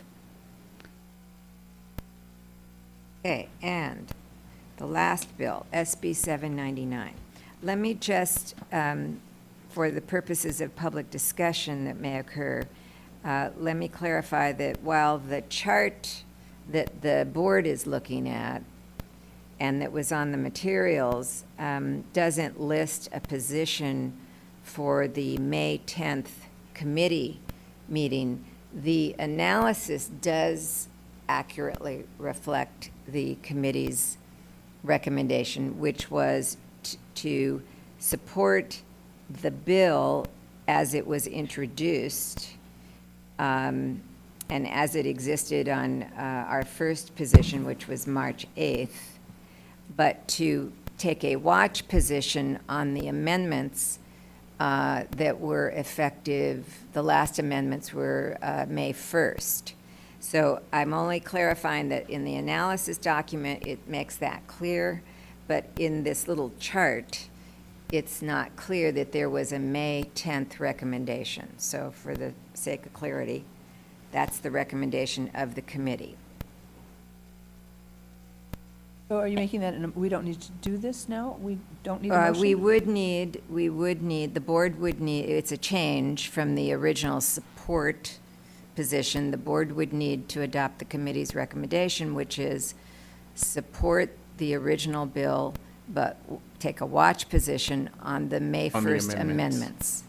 That's the committee's And recommendation. that's the motion you're making. Yes, and that's the motion I'm making. And if I may. And I second it. Second, now you can discuss. If I may just note that there have been further amendments since the legislative committee. The amendments are on May 26th. The copy of that bill is provided to the board members and the public, but if I can just go through the additional amendments. So the additional amendments for the 801 insurance reporting would further define insurer. For reporting of registered nurses, the bill would additionally add a time frame of 30 days for an employer to report a registered nurse. It would also remove job suspensions from what an employer has to report, as well as narrow the specified reasons, termination and resignation reasons that have to be reported by the employer. The bill would specify that the employment agency and nursing registry, rather than the employer, report an RN who is rejected from assignment. The bill would specify willful failure to report an RN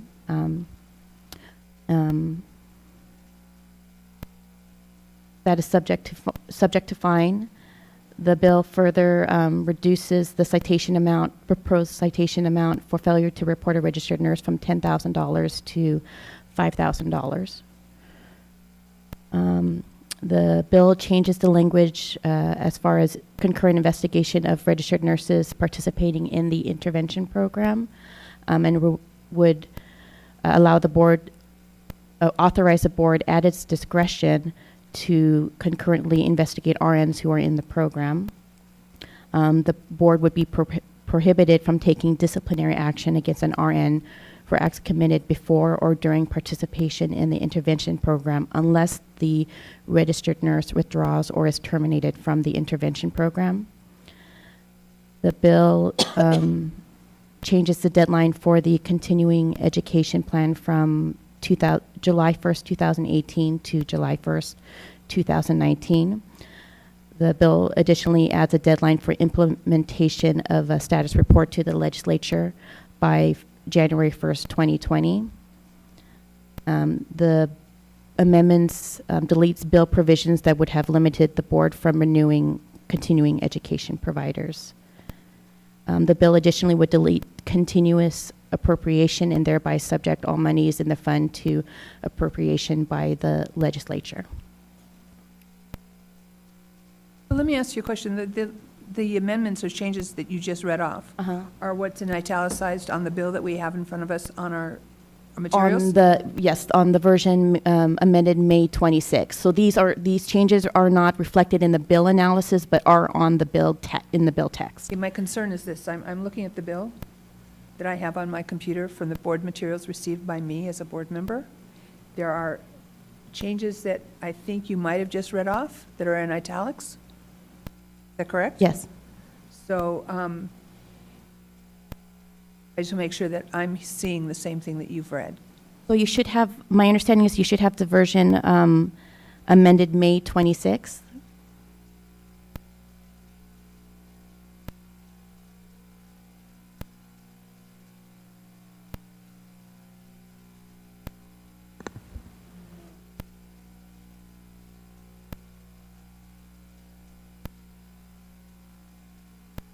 Get through the original thing. I'm pretty sure what I was reading along with you is what I was reading along here, but I would suggest that maybe that those be pulled out specifically, make sure that board members understand specifically what the additions are as they come forward. Right. Yeah, the day that the materials were due to the board members was the same day that the bill was amended. Can we include the going forward, can we include the website where you go in and you can access the bills, where the board members can go in and access it and look at the bills themselves? Have a link is what you're saying. Have the further questions, because there's a website with a link included in the materials. Let me just clarify, Lorraine, since I wasn't at the May 10th meeting. My understanding was that the latest amendments were discussed by the committee. And by that, does that mean the amendments that are in this May 26th version?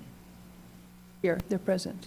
They're on this, they're here. No, the version that was discussed at the legislative committee was from May 1st. The May 1st amendments. Well, the committee Okay. meeting was on the 10th. Okay, so you're updating, this document has the additional Yes. amendments that the committee did not have at that time. Yes. Okay. I'm just suggesting that, given the importance of this bill, as we go forward, and if any more new amendments come forward, that maybe a list of specific amendments separated out might be more helpful. Okay, I still believe that the appropriate position of the committee and the board should be to support the bill, but to watch on the amendments as they go forward. There will probably be changes. So I would move that recommendation as we further discuss this, if you need to. And I second it. Are there any public comments?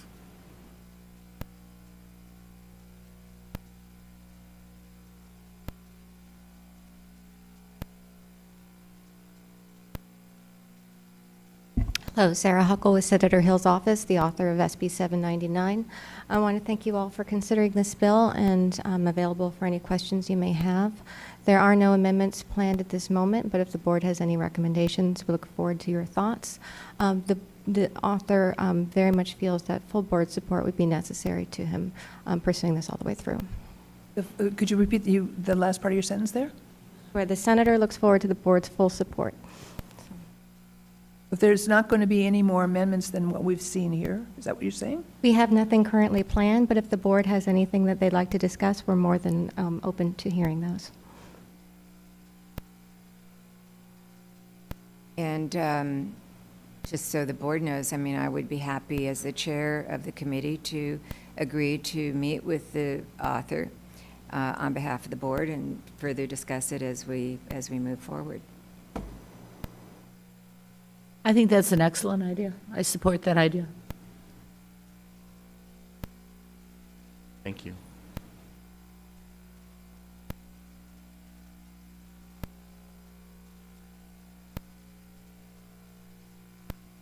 Mark Mendoza on behalf of SEIU California. On behalf of our 700,000 members, including 35,000 registered nurses, we regretfully have to oppose SB 799.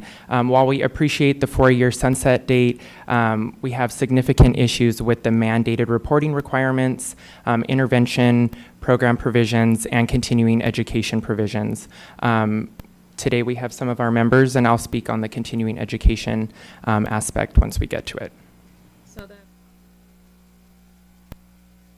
So and one of the problems that we see is with the 30-day limit on the mandated reporting from the employer. That's not enough time to do any internal investigations if they need to do it at the hospital, if there's something that's not actually, if there's a complaint that's not merited, it could be taken care of at the hospital before it gets reported to the BRN and becomes a permanent part of the nurse's record and affects her license. And there's already, there's processes for, and the policies and procedures already in place for the mandatory reporting from the employer to the BRN. So we don't feel that there needs to be a 30-day stipulation placed on that. And the reporting also wasn't mentioned in the state auditor's report for 2016 or in the Sunset Review background report, which that should have been mentioned as a separate issue. So we have a problem with that part too. Have you sent a letter to the author or met with the author? Do you want to go on? Yeah, yes, we have definitely met with the author, and we've raised our concerns, and we are still working with them on addressing those issues. But we still haven't opposed on this amended position. And have you met Sarah Huckle? Yes, I'm formally with Senate BMP. Okay. Yeah. So you'll be working with her because she just offered herself up and said she's here to help you. Yeah, we can continue this conversation. I just want to make a comment that I tend to agree with the 30-day. That is a very short time period. If you have a nurse on vacation or an administrator on vacation, by the time they get back, that is a very short time frame, in my Exactly. opinion, having served as a administrator for many years. So let me ask the question, because I think I disagree with what I'm hearing, and I just want to make sure I'm clear on what you're talking about. The 30-day is in cases of termination, so that any kind of processes that should have gone on at the site, at the workplace, should have already gone on.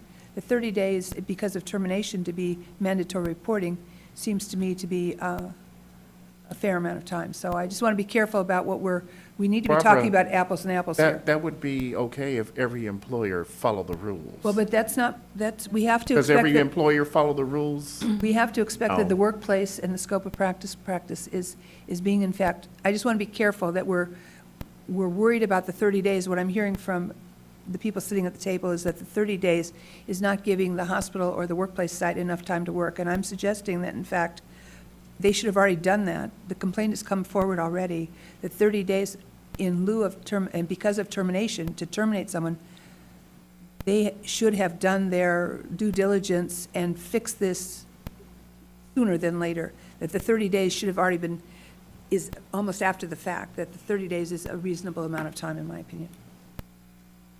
We have disagreement and opinion. I think we would like to echo some of the concerns raised by Mr. Jackson, but obviously in theory, 30 days would probably, be enough, but what's actually happening on the field is, the employer has to go through its internal processes, and that 30-day timeline isn't enough for them to completely look, holistically at what the issue is, and we believe that time frame needs to be reworked a little bit more. So might I recommend Due process. Due process. There has to be due process, I understand that, but there also has to be fact versus anything else, so that I would expect that the people that I'm hearing from have in fact gone and have in fact heard from people that this has not been effective, and that needs to be brought to the senator's desk, because that's the writer of the amendments and that's the writer of the bill. But you're expressing your concern to us. I'm just suggesting, as a public member for public protection, that what you find to be factual needs to be presented as facts as a package to the authors, what I'm suggesting. And I would ask to clarify, is that 30 calendar days, 30 work days, like meaning Monday through Friday? I think it needs clarification. We also had some concerns specifically with the intervention program provisions that would state that nurses currently in intervention program may still be investigated. And so we would see a direct impact on voluntary enrollment with these diversion programs that would, allow them to hopefully succeed through that 5-year treatment program. At issue as well is that under SB 1441, the Department of Consumer Affairs is actually already in the process of developing uniform operational standards for its healthcare boards, diversion programs. And so it seems a little premature that the process for the diversion programs is being changed as the BRN is already trying to work out the uniform standards for nurses in their intervention programs. Thank you. Sarah Huckle would like to come and respond.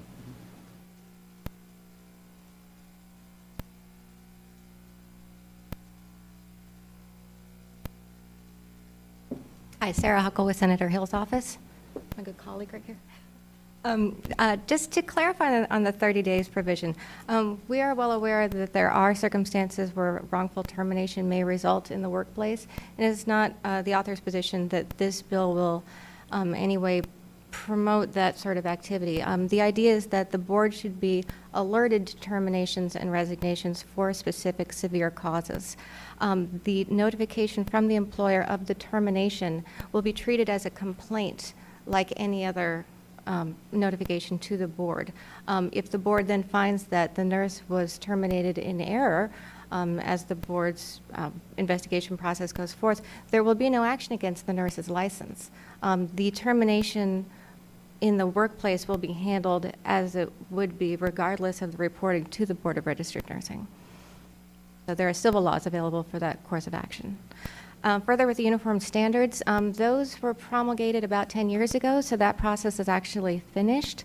But Senator Hill does realize that there are problems with the intervention program, namely that the uniform standards number 4 currently requests more than twice the number of samples that are recommended by national drug abuse boards. So the senator has put in his omnibus bill a request for DCA to gather information from the board to reassess that, which should hopefully encourage more individuals to be able to stay in the intervention program because the costs will be reduced.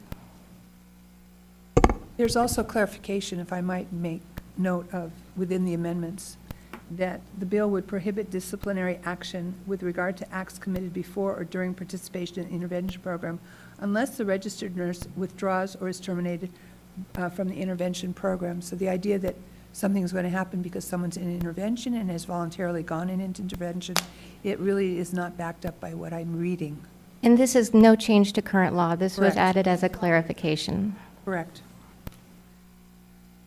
Thank you. Had one other concern was the continuing education provisions.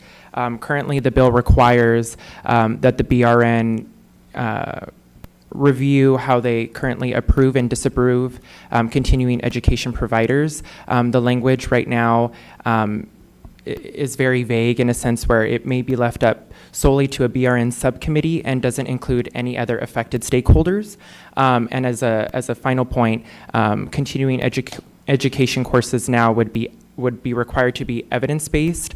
And so obviously our membership, as providers as well, provides courses that may deal with emerging issues such as new and emergent pandemics. And so it would obviously substantially limit the available courses that would be out there. Thank you.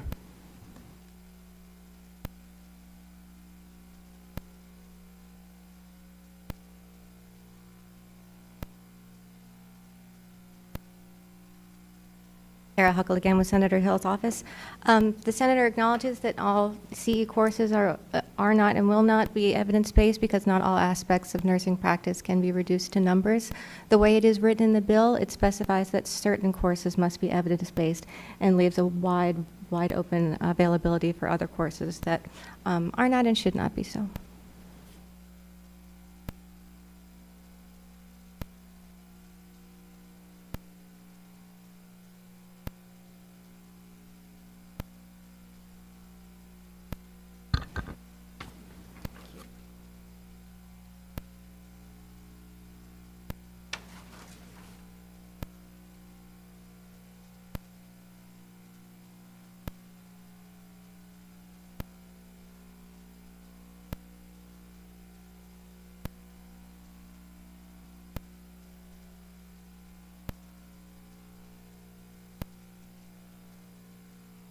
Saskia Kim again with California Nurses Association. While CNA appreciates the author's efforts to address the concerns that have been raised, we remain opposed to SB 799 because in many ways we believe the bill is a solution in search of a problem. And moreover, the solutions proposed in SB 799, which were not raised in the BRN Sunset Review background paper will only create additional problems for a board that everyone agrees is making significant progress in addressing issues raised by the legislature and the state auditor. I just want to briefly mention a few legislative process concerns, which I hope will bear on your actions today. Last month, just prior to the legislative committee's meeting, when I made my comments, the author's staff had given us numerous different sets of amendments. And at the time I reported that SB 799 was very much a moving target. There's significant opposition to the bill's provisions, as you've heard already, on employer reporting, continuing education, and intervention. And also, I just want to briefly note that according to the Senate floor analysis of the bill, there's currently no support for SB 799. I'll just briefly focus my comments now on the rest of the bill as amended May 26th. With respect to the employer reporting provisions, nurses, as you know, are required by law to advocate in the sole interest of their patients, which many times puts them in conflict with their employers. CNA opposes the employer reporting requirement in SB 799 because it will allow employers to go after nurses who are trying to protect their patients, thus harming patient care. The bill will adversely impact nurses who are disciplined or terminated by their employers for fulfilling their statutory duties as patient advocates, and moreover, nurse whistleblowers will be at risk because of these reporting requirements. We believe it will increase the likelihood of bad faith reporting and the likelihood of vindictive and retaliatory reporting. Employers could report mere accusations, And the bill would allow an employer to be both the prosecutor and the jury and determine what for cause means. We believe it would also result in a substantial increase in reporting.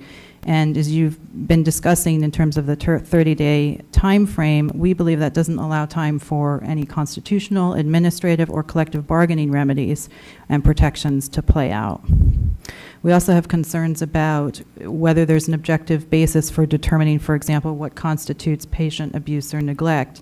What about not answering a call button quickly enough or not speaking in the right tone to a patient? Could that be somehow included? Again, the employer would get to be both the prosecutor and the jury under the bill. Many nurses are at-will employees who don't have the benefit of a publicly accountable or otherwise transparent disciplinary process, and so there's no process in place to ensure that terminations or resignations actually mean that the nurse committed any of the acts specified in the bill. Employers are not required to substantiate their disciplinary actions in any way before reporting a nurse to the BRN. And we're aware of many cases in which nurses do not wish to fight their employers, even if they didn't commit the violations, and they choose to resign rather than be terminated. And so in that case, those resignations would be reported, and there'd likely be a presumption of guilt surrounding that licensee, even if there's no proof to support such a presumption. And what happens to a nurse who's wrongfully or unjustly terminated and later exonerated after a complaint is filed with the BRN? We have an instance where during an organizing campaign, a nurse has been wrongfully terminated on a essentially trumped up workplace violence situation charge. And so in that instance, she would be reported to the BRN, and her, not just her job would be at risk, but her entire career. The bill also provides for immunity for reporters, which means that employers will err on the side of reporting because of the threat of the penalty hanging over their heads. And we believe that immunity allows for more abuse of the reporting process and means there's no threat of defamation or abuse of process type suits to balance against employers' bad faith claims against nurses. And again, this issue, this provision was not raised as an issue by the committees in the background paper for the Sunset Review. And there's little justification for it other than a brief mention in the state auditor's report citing that the BVMPT licensees are subject to employer reporting.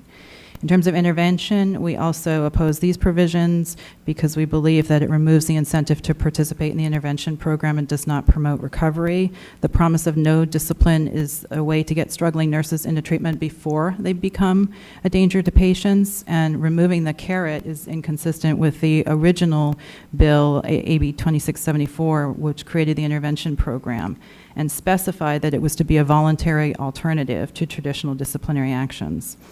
I've also given you a letter from the California Society of Addiction Medicine. They also oppose this bill for similar reasons.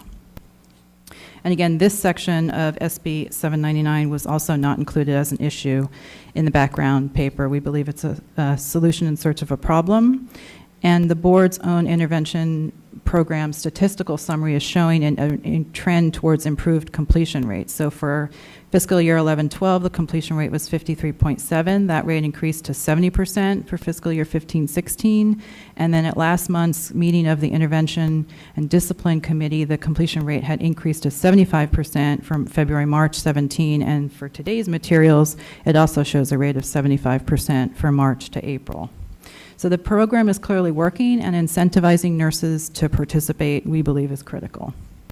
In terms of CE, we most definitely appreciate that the author has amended the bill to allow the BRN to establish a workable CE process, but we remain concerned that the bill still requires that some course content be evidence-based. We have concerns about that language, and focusing on evidence-based practice, we believe, ignores the essence of nursing practice and caring for patients, and could instead lead to dehumanizing care. And we worry that nursing care will be standardized, and unquestioning adherence to evidence-based guidelines could result. And we'd also point out, and are concerned too, that there's the potential that experts authoring many of guidelines have financial conflicts, such as ties to manufacturers or other industry connections, and thus these guidelines may not truly be in the best interest of patients. Again, it's not clear why this change is necessary. The Sunset Review background paper on the BRN asserted that the BRN has sufficient authority under current law to disapprove CE programs that don't meet its standard. So it's not clear why it's necessary to add that term.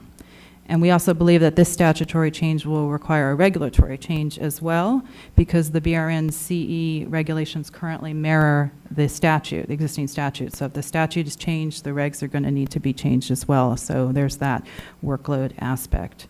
And for all of these reasons, we oppose the bill and would recommend an opposed position, but the minimal watch position on those amendments and support for the 4-year extension.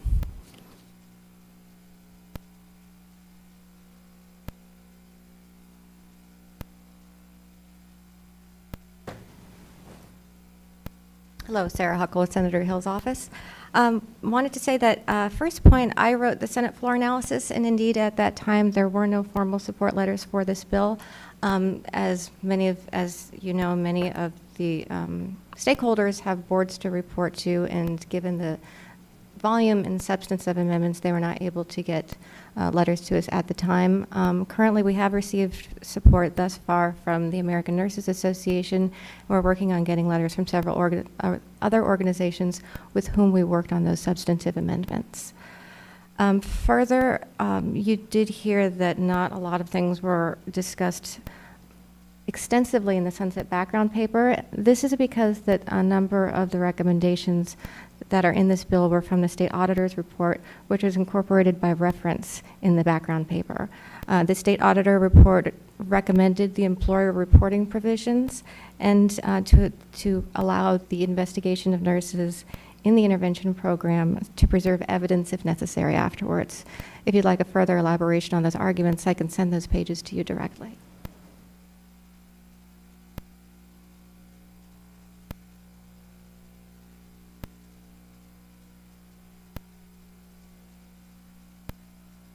Hi, my name is Lisa Pasigian. So the only thing that I would like to say about this is, I know the thing of evidence-based keeps coming up, and the one thing that I just want to say coming from my perspective is that there's a lot of, in traditional medicine is where my background is coming from. There's thousands of years of practice that's not necessarily evidence-based, but it's something that the World Health Organization recognizes and the National Institute of Health recognizes. So I think that it just gets tricky when we call something evidence-based when there's a lot of other evidence that supports this kind of information that's directly related to nursing. And there was something that was said last week that kind of stuck with me about crystal healing, and I just want to emphasize that there's a lot of things in nursing that are not that kind of thing that still are related to healthy populations in California that are in nursing. Thank you. Okay, so we have a recommendation on the bill of support the bill as it was originally introduced, and to take a watch position on the current amendments as we understand them.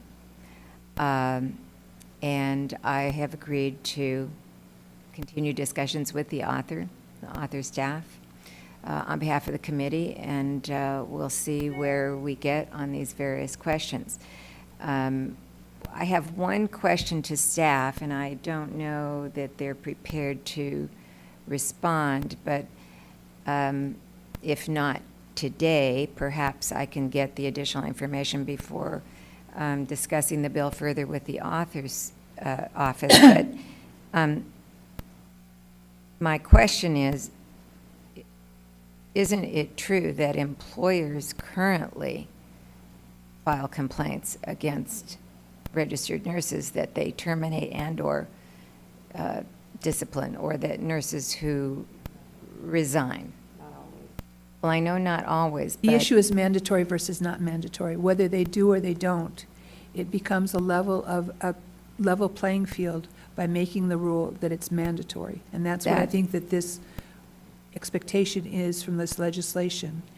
I would suggest that tied to your request is the question to staff as to what will be the increased needs in staffing by this board to maintain a fair and balanced, quick opportunity to have the staff be enough people to do the investigation, because frivolous lawsuits are filed with every board.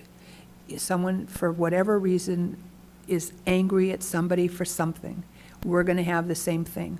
But the need to be able to respond in a timely fashion for public protection is going to increase staff by a percentage that staff needs to be aware of it, as well as the Senator's office, as well as DCA, to support. If this is going to be the law of the land, we have to step up and make sure that we can provide the service that's expected. And I would venture to say that that's going to be a bigger issue than mandatory reporting. Well, Or mandatory reporting will cause. And that's kind of where I'm headed. Obviously, I'll be soliciting some specific information from staff before as to what the situation actually is numerically at the moment, even, and what could happen in the future, and what that would do potentially. And, you know, I mean, we have one, I understand that there was an auditor recommendation. It didn't, as I read the auditor's report, it did not seem to be attached to a particular significant problem. Right. It was more like, well, you know, the other board does it, so why shouldn't the BRN do it? Now, that may not be a good enough reason for us to do it. But anyway, I just wanted to see, well, maybe I'll just say this, that obviously I'll be discussing with staff more additional information about some of the specifics of this. On the intervention program, let me just say that, you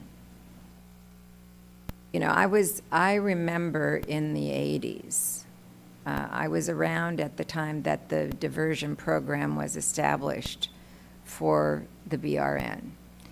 And at that time, I was working for the California Nurses Association, and I was representing registered nurses who work in acute care hospitals. It was a period of time where there were ongoing nursing shortages, and the medical board at the time had a diversion program, but there was not a diversion program for nurses.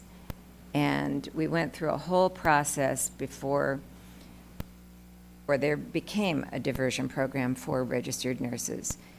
And so I have a sense of how important that was to actually get nurses into treatment on the front end of the problem, as opposed to having nurses who were getting hired by hospitals quite easily and moving from hospital to hospital when they had an addiction problem. And all they would do is, you know, the employer would encourage them to resign, and they would resign, and they would, of course, get hired by the next employer.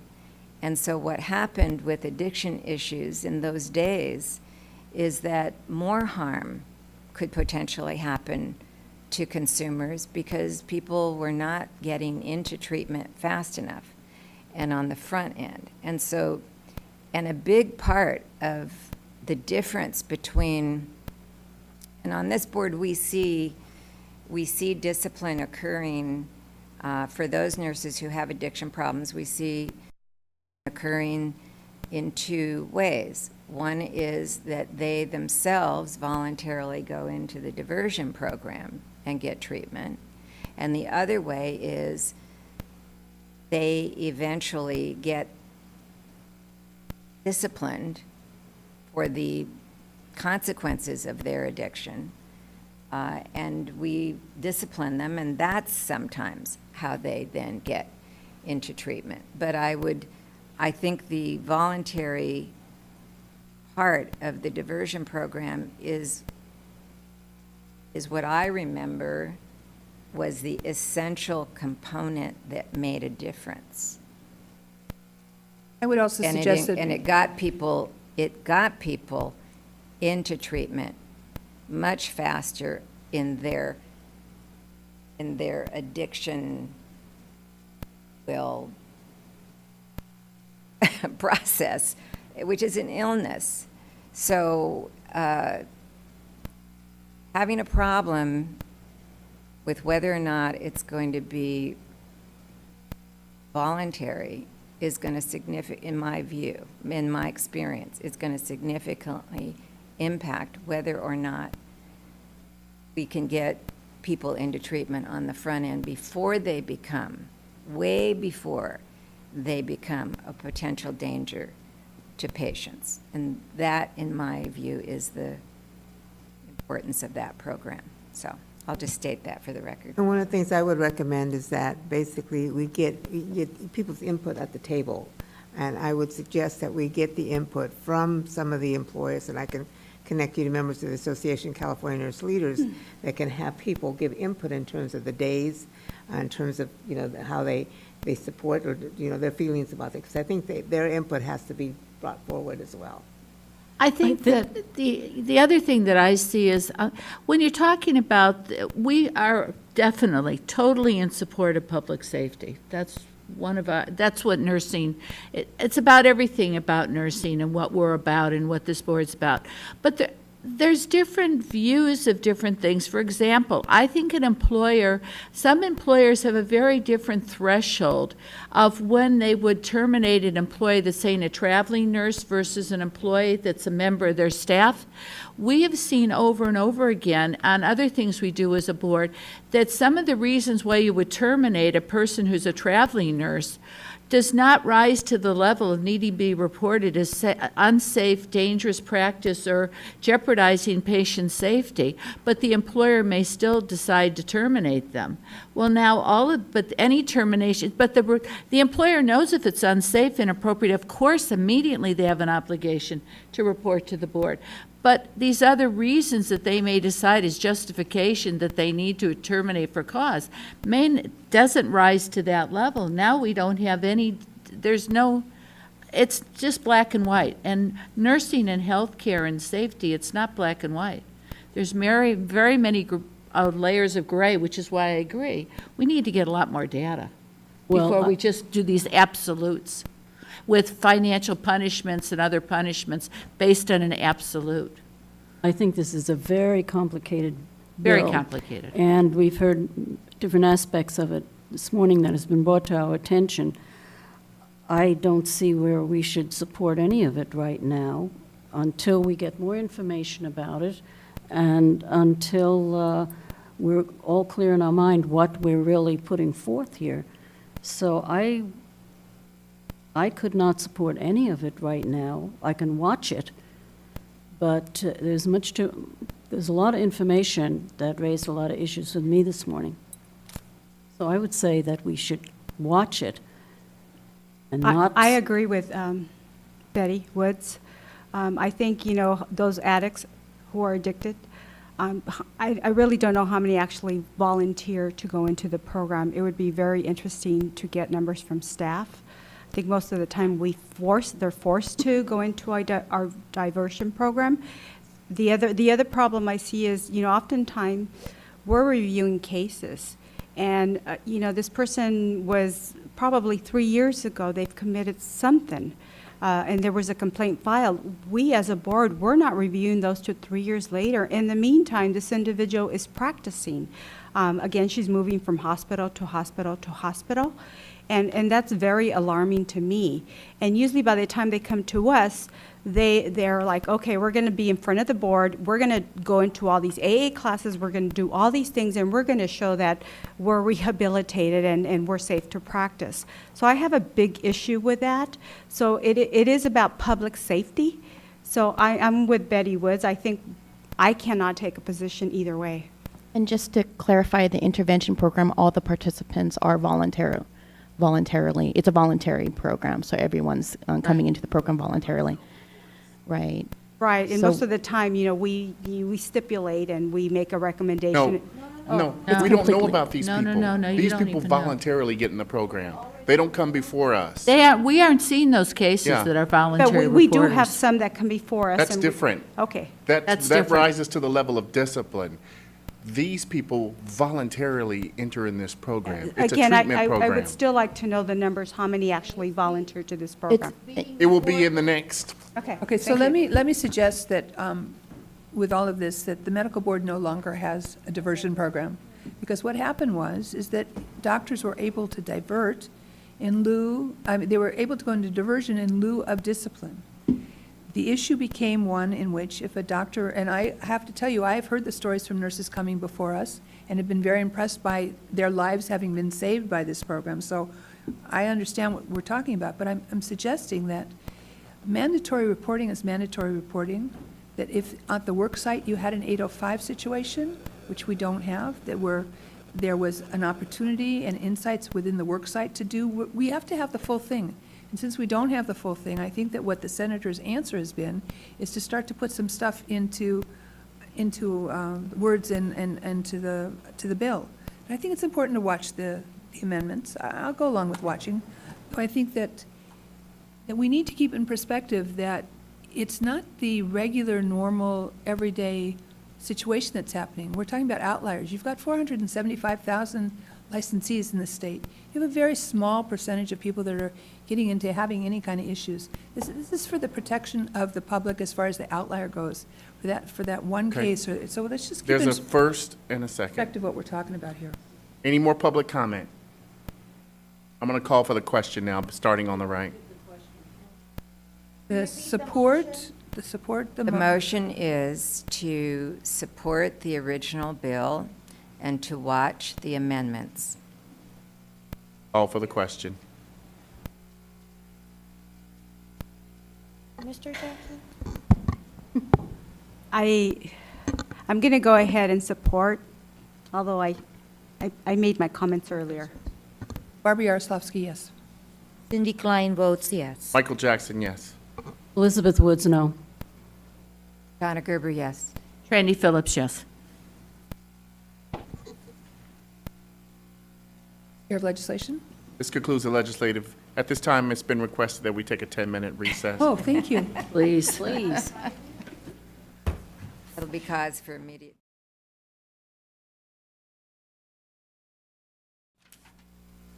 Where are we on the agenda, sir? We're going to move along to a report of the Intervention Discipline Committee. Before we move along, since we're dealing with this issue right here, I just want to let you know that Board Member Yaroslavsky, Barbara, will be joining this committee going forward. Horseman. I just want to know where, I thought we were talking about Donna over there, so I'm looking at Donna and. You're already on that committee. Yeah, I just want to make sure, okay. Yeah, whatever you want me to do, I'm happy to do. Oh, I'm going to be on discipline and intervention, good. Okay, my pleasure, thank you. Thank you. Malel. My pleasure, thank you. Thank you very much. All right, now I'll turn it over to the committee chair, Cynthia Klein. Thank you. My name is Cynthia Klein. I chair the Intervention and Discipline Committee. Can we start with introductions on people sitting on that table before we? Shannon Silberling, Chief of Discipline, Probation, and Intervention.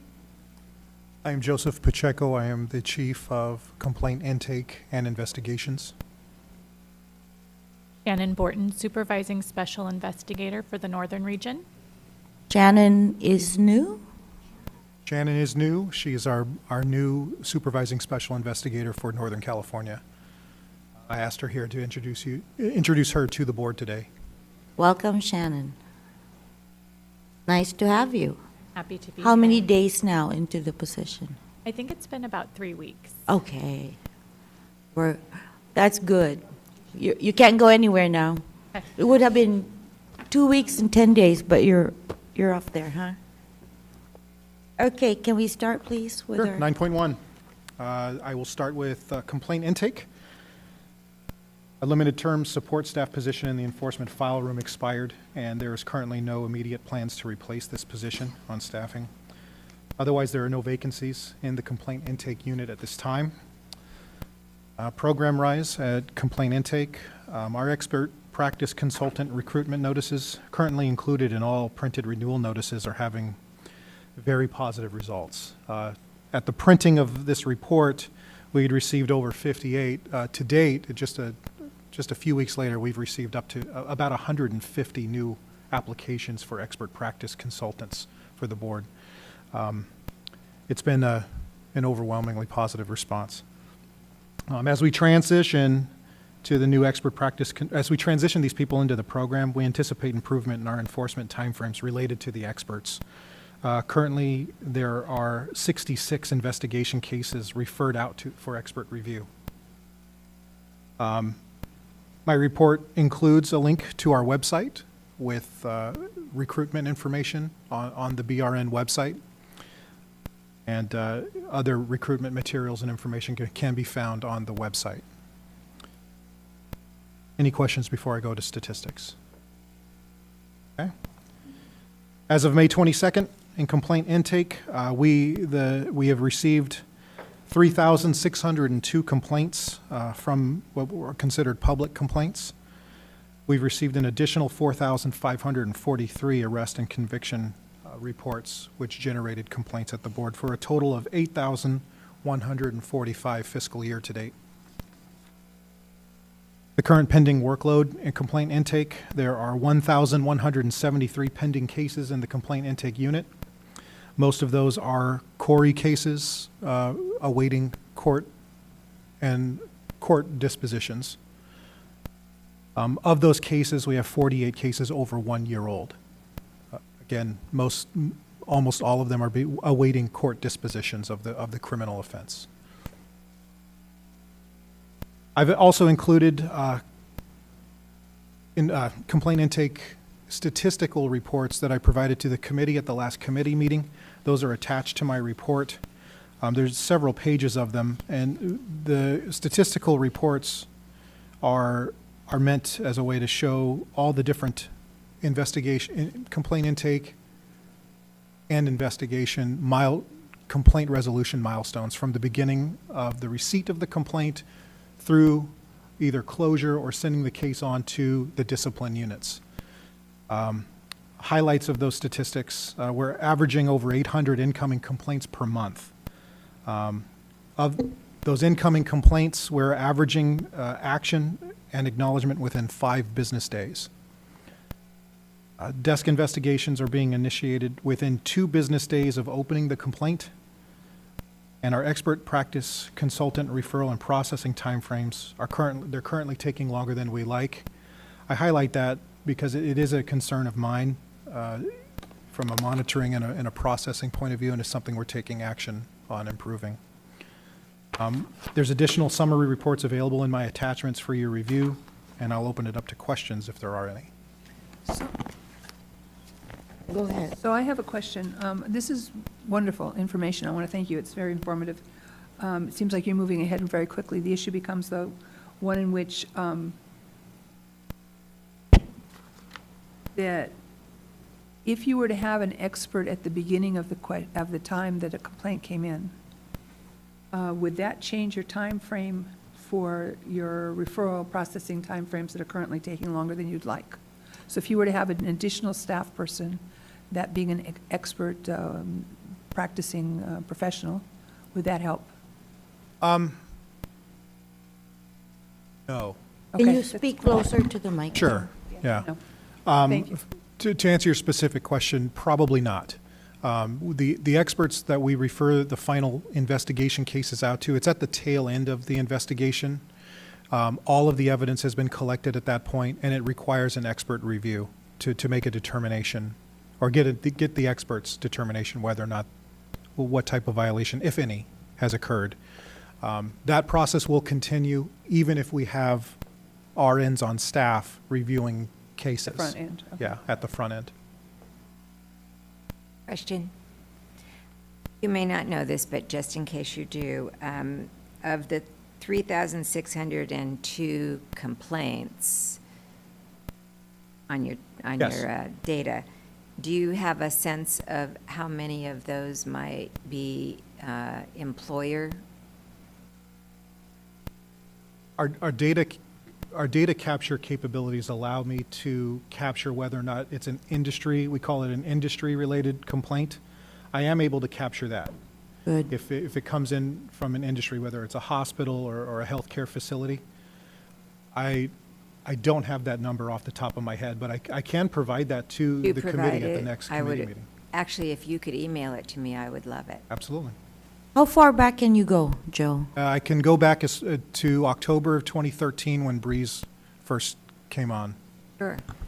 That Can would be you- great. If Can you could give me include it that in every data. report? I mean, that, I would be very interested in. So you've broken it down to certain categories, industry versus, Public, other government agency, whether it's a quarry, we can capture the type of, that's perfect. the source of the complaint. Yeah, good.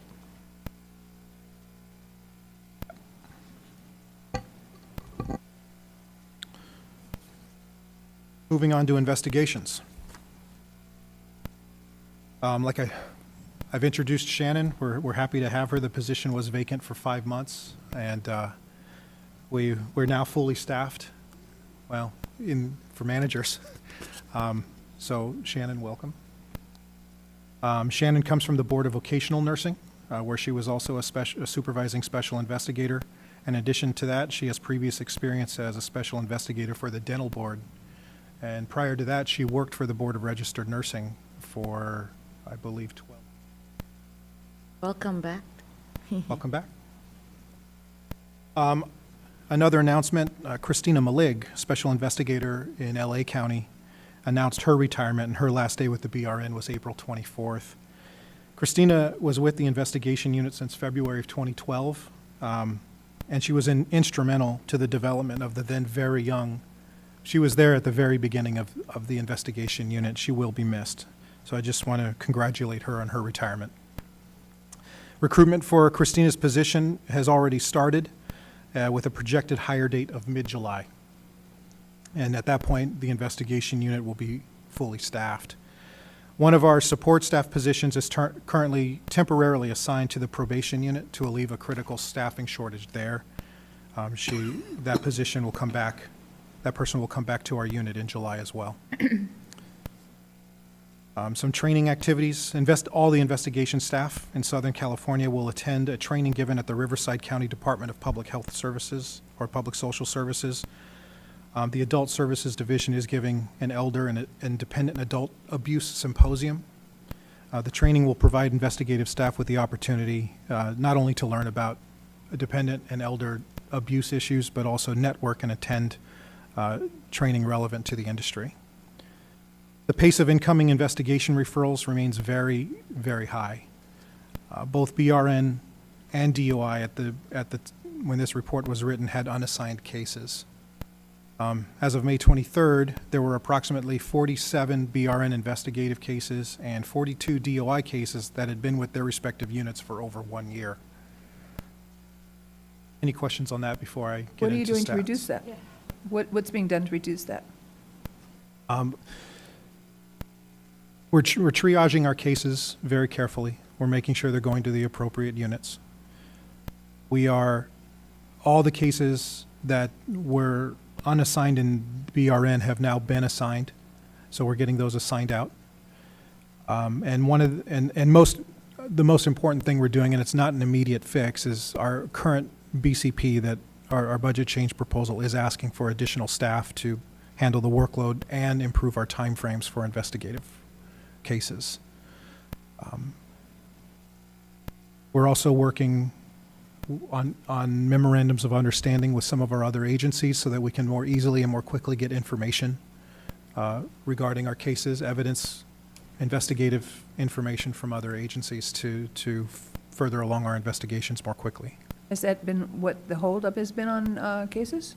No, it's really a volume. The issue is volume. That's what I would assume. It ebbs and flows, and right now we're in a high state of volume.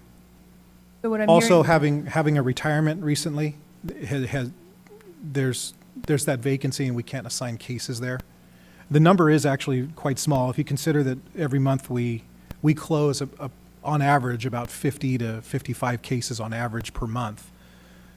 We'll hire someone in July, half of that backlog will be gone just by those assignments, and then we're anticipating just getting the rest assigned as What soon I'm as hearing, though, is the possible. BRN cases have all been assigned.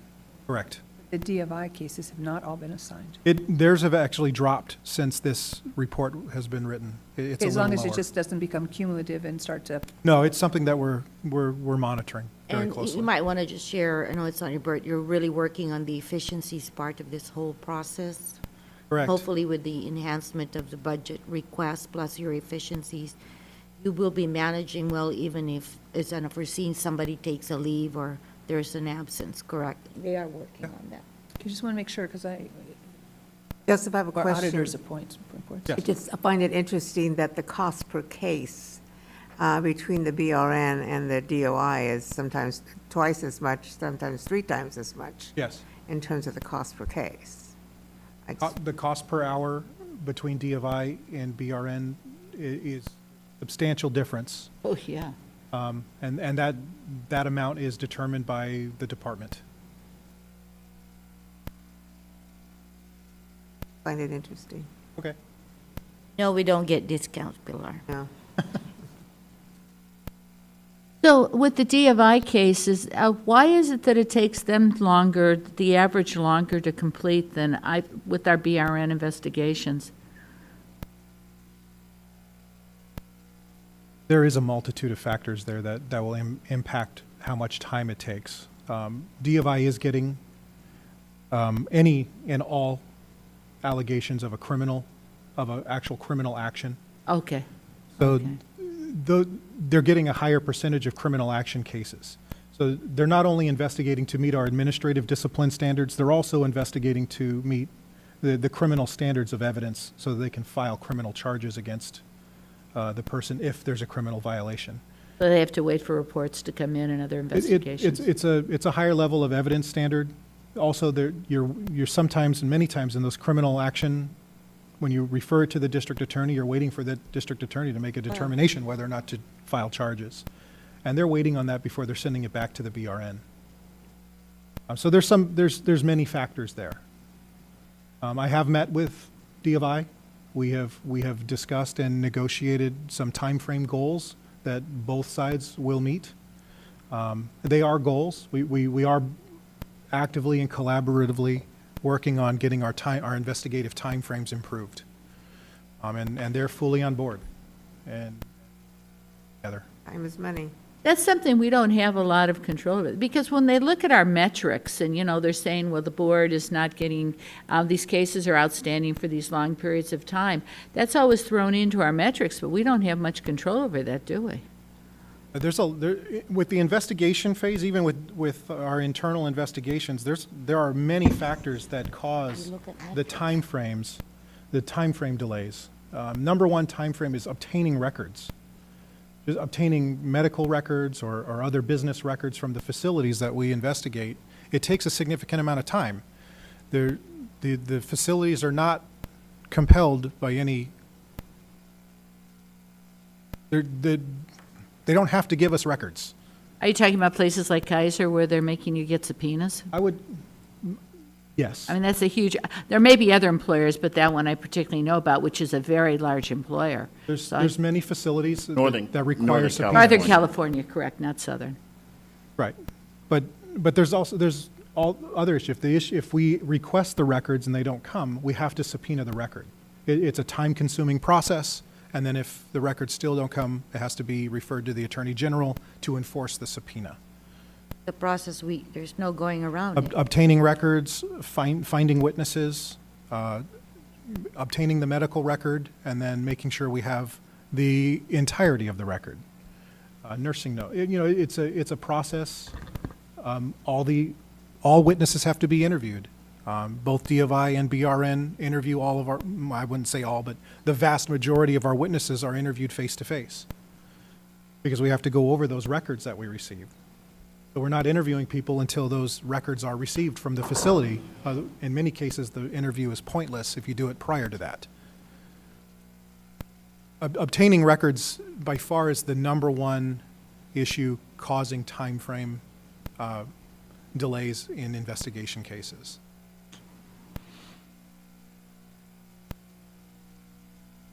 On a better note, It did. Thank you very much. Your statistics, I love this. If you turn over to the next page, if you look at the graph, they're really making an impact in this department with how the trending is. Although there are all those issues. Even and- despite that, yeah. yes. I mean, On if a- you look at it, though. On a positive note, if I can put a positive spin on this, the BRN investigations, both D of I and internal investigations combined, we're enjoying the highest productivity level we've ever had. And the board would like to thank you and your staff for all your hard work at Dr. Morris and all your hard work and what you're doing. Yeah, so productivity-wise, the team is, Ms. Klein, you want to? we're doing very well. Yes, In my opinion. congratulations to everyone. Somebody from the LA Times here, maybe we can get a little blurb on that. But I really appreciate everybody's hard work. It's, you know, it's been a little, the road hasn't been easy the past 4 years. But I welcome a new addition, so good job, Joe, and tracking all the data and the statistics, and this is just a step to the right direction. So are you done with that portion? I am. Any questions on 9.1? Joe? Yes. And I know the staff is probably watching. And again, it could not be done with Joe solely. It takes a whole village to make this work.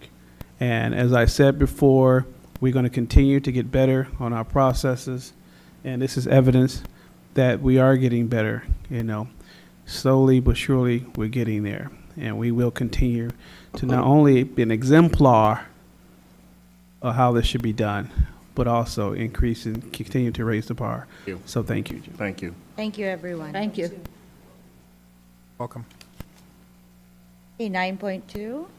Point two, again, Shannon Soberling, Chief over Discipline, Probation, and Intervention.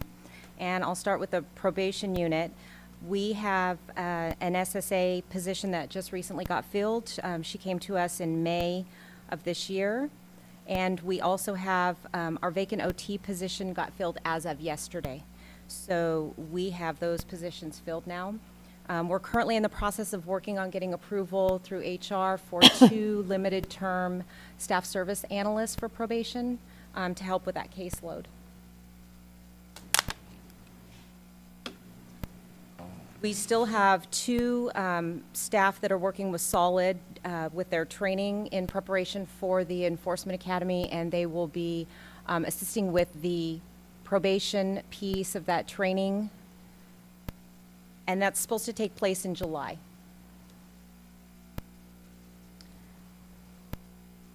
In the state of California, we have 1,223 probationers. Out of California, the total are 370 for a total of 1,592. We have 323 that have completed, have been revoked or terminated, and surrendered their license. Average caseload of an active probationer per probation monitor is approximately 122 cases. However, if you add in those told cases, their average per monitor is 159 cases currently. We also have 51 early terminations and 14 modifications of probation that are waiting to be heard by the board. Are those numbers consistent year to year? It sounds like a large number of oversight of licensees to be. Of the probationers? Uh-huh. We have increased dramatically. We used to say back in 2009, 2010, we were only at about 500 probationers. So is staffing being staffed up to cover? That's why we were looking at the limited-term staff services analysts right now, and we're also going to be requesting additional staff for probation in our future business change proposal.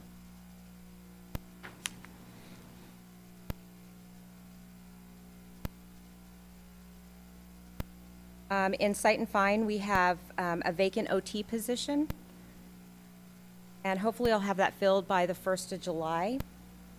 And we have filled the Associate Government Program Analyst, the AGPA, and she came to us a couple weeks ago from Board of Vocational Nursing. Have begun issuing citations for the non-compliant fingerprint RNs, and we're hoping to have that completed by the end of this fiscal year. Total citations issued to date, or fiscal year to date, are 308. We've ordered over $214,000, and we have received about $170,000 back.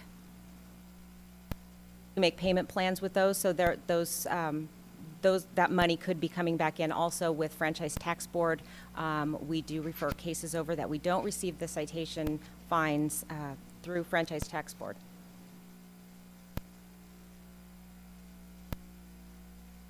The citation for non-compliant fingerprints is $1,000.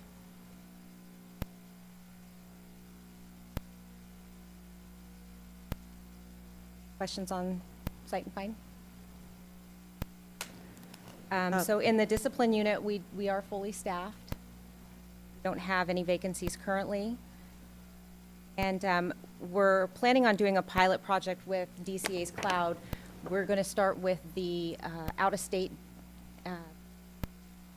cases because they're smaller, and we will start transmitting those to the Attorney General's office via the cloud to make our cases a little bit more efficient. They'll move quicker. We'll save money when it comes to postage and mailing and just the time to print those and move.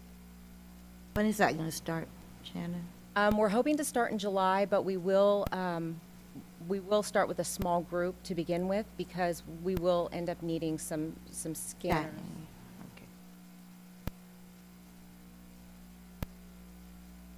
Yeah. After the 1st of July, we continue to work with the Attorney General's office, identifying cases that are aging, that have been there over a year, or that have not had a pleading filed, so we don't have any public awareness out there. We have been able to decrease our cases from over a year old from 358 down to 264 just over the last few months. And I anticipate this number will continue to decrease.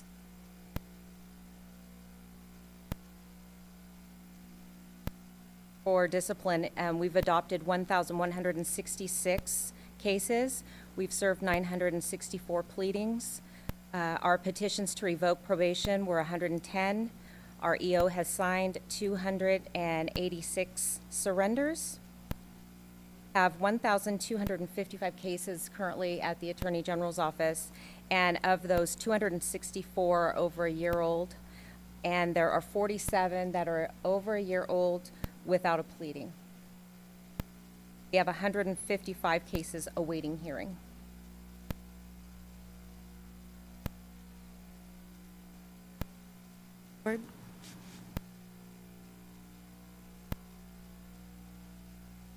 And that's it. Thank you. So 9.3? 9.3. This is intervention, and we have a vacant staff services analyst position. They just completed the interviews yesterday, so we hope to have this position filled very shortly. On April 9th and 10th, the intervention program staff and Virginia Matthews, the Maximus project manager, provided 2 full days of training at the Hospital Association of Southern California. And there were approximately 50 attendees in each session, including nursing leadership, pharmacy leadership, human resources personnel. And topics of discussion were what is the intervention program, what is substance abuse disorder and the signs, symptoms, and progression of the disease. And both days were well received. On April 20th, Maximus staff provided training to the Association of California Nurse Leaders in San Diego, and topics of discussion there were the prevalence of substance use disorder and the signs of diversion of medications in the healthcare setting. May 10th, Maximus staff provided an outreach presentation at the California State University in Sacramento. And April 18th, the intervention program hosted the second meeting in a series of approximately 4 mental health ad hoc committee meetings. And the committee members worked effectively to review all the current and to schedule to discuss potential changes. And our next meeting will be the third quarter of 2017. I have a question. After these trainings that you did you notice any increase in the number of reports? Well, the reporting to intervention, the board referrals continue to stay pretty consistent. The self-referrals, meaning that there was no complaint that came in, it has declined. That's why we're trying to get out there more public awareness, educate everyone on the program, the benefits of the program, and what it's all about. And if I can echo with Shannon, there was been again, because we are seeing the numbers increase, a proactive effort to meet with, we met with DCA, their marketing team, and what we have developed, we're in the process of developing. I've seen the schematic layout, and we've had some input on it, on just public awareness, getting the message out there so it becomes our message, and not using other materials that's out there and across the country, but using the board's own constructed method on public awareness so we can focus more on prevention. Can I make a recommendation? I don't know if this is possible. Could there be one of these trainings in the Central Valley? I see there's one in Sacramento and San Diego, but there's nothing in the Central Valley. Maximus for Maximus? Uh-huh. Yeah, I can look into that. That would be great. Thank you. Second that request. I have one other question about this. When we do this, has there been any indications of any organizations or places that are more willing to take these nurses as far as probationers? Because that's the other issue. We have people that are ready to go on probation, but they can't find jobs. Have some employers, both in probation and in the intervention program, that are willing to Exactly. take these nurses, because it does take monitoring. They do have to report into us. But there are some employers that are willing, and I'm hoping with the outreach and getting out there and educating employers about the program, that they would be more willing to take these nurses. Because we're having such successful results with people completing the program and not having the recidivism. So it's really tragic that these employers don't seem to understand. And also the excuse they use that they can't monitor, but they really have no comprehension of what the monitoring includes. They've just closed their eyes to the fact. And when they find out the monitoring, sometimes they realize it's not exactly what they thought it was going to be. It's not nearly as intense. And with the intervention program, the nurses are taken out of work for a period of time until the Intervention Evaluation Committee has deemed them fit to practice again and safe to go back into the workplace. So they are safe nurses.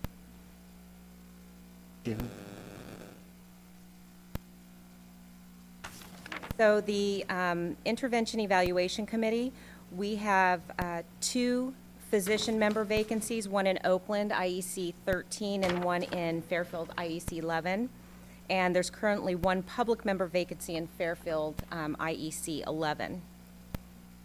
I've attached the statistics for intervention with this packet, and to date, we have had 2,183 successful completions.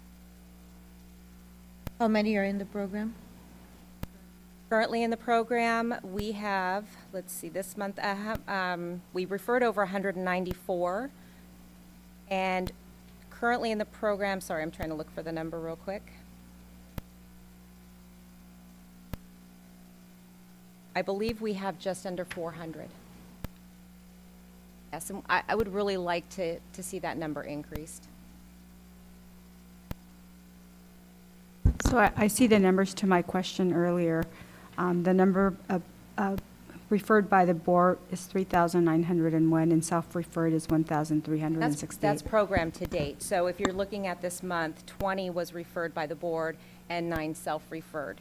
The current fiscal year to date, 106 were board referrals and 26 were self. Again, there's really not a whole lot of self-referrals?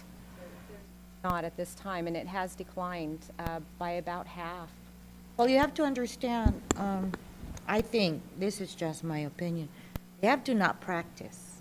They can't. Sometimes people in a certain part of their illness, sometimes these type of individuals, they're in denial, and if they have to feed their families, they're always gonna make that their priority unless they hit real hard. We don't know rock what their bottom. priorities are going to be, so you can't sit here and speculate and say I'm what not a person's speculating, I'm giving an priorities are opinion. going to be. I'm just saying that the numbers are low, maybe because one of the facts is, the reason we are successful in this program is they can't practice, so they're not around all of those chemicals and medication. But you also have to think that these also are people that have families.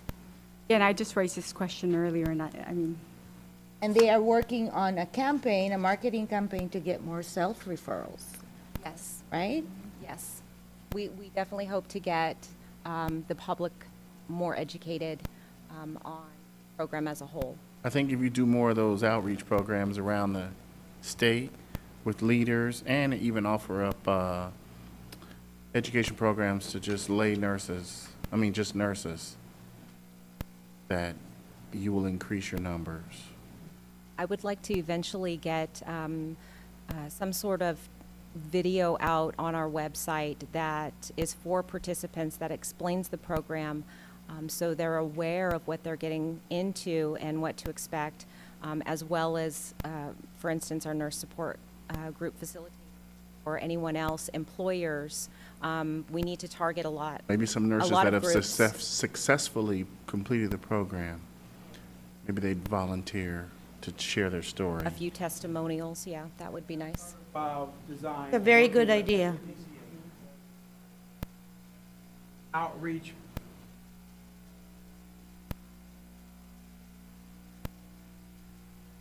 Part of that outreach. Video link.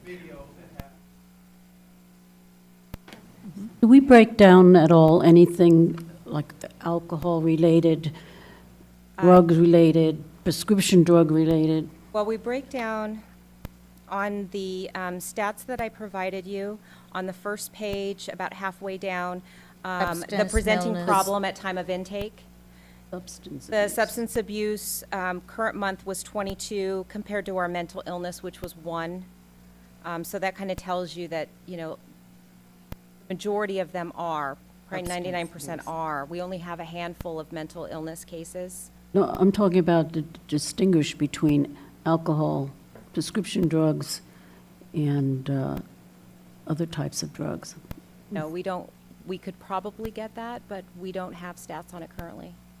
Because we see other people coming with addictions who are addicted to prescription drugs, and we know that's a huge problem right now. And I think sometimes nurses may think, well, it's a prescription drug, so I don't have a problem because it's prescribed for me. That is a big misconception. Mhm. Better PR campaign out there. It does say that the most common substance used prior to intake is alcohol. Yeah. No, I would think that is. But I think that's also changing too. That's it for 9.3. Thank you, Stacy. 9.4? Well, we have 9.3.1. 9.3.1. Yes. Yes, we're going to need to. Go ahead. So pursuant to 2770.2, the board is responsible for appointing persons to serve in the Intervention Evaluation Committee. So we have a new appointment, Amber Stewart Davis, a public member in Fairfield, and she will be going to the IEC number 11. We have reappointments, Marshall Alameda, RN member in North Central, Patricia Butler, an RN member in North Central, Sandra Johnson, MD member in Folsom, Ernestine Leverett, an RN member in Santa Ana, Karen Mitchell, an RN member in San Diego, Pamela Moore, RN member Fresno, Catherine Walker, public member San Jose, and Gay Wilson, an RN member in North Central. So I'll make a motion. I'll second the motion. To approve first the appointment of Amber Stewart Davis, and then we'll do the re-apps as one big approval. Is that okay? So any public comment? Discussion? I'd like to call for the question on the appointment of Amber Stewart Davis. Imelda Seha Bedgood, yes. Barbara Yaroslavsky, yes. Cindy Klein, yes. Yes. Michael Jackson, yes. Elizabeth Woods, yes. Laura Dela Cruz Reyes, yes. Donna Gerber, yes. Randy Phillips, yes. Okay, that's for Ms. Davis' appointment. I'd like to make another motion to reappoint Ms. Almeida, Butler, Johnson, Leverett, Mitchell, Moore, Walker, Wilson. Second. Public comment? Public comment before we vote? Call for the question to my right. Imelda Seja Bekowitz, yes. Barbara Yaroslavsky, yes. Cindy Klein, yes. Michael Jackson, yes. Elizabeth Woods, yes. Laura Dela Cruz Reyes, yes. Donna Gerber, yes. Randy Phillips, yes.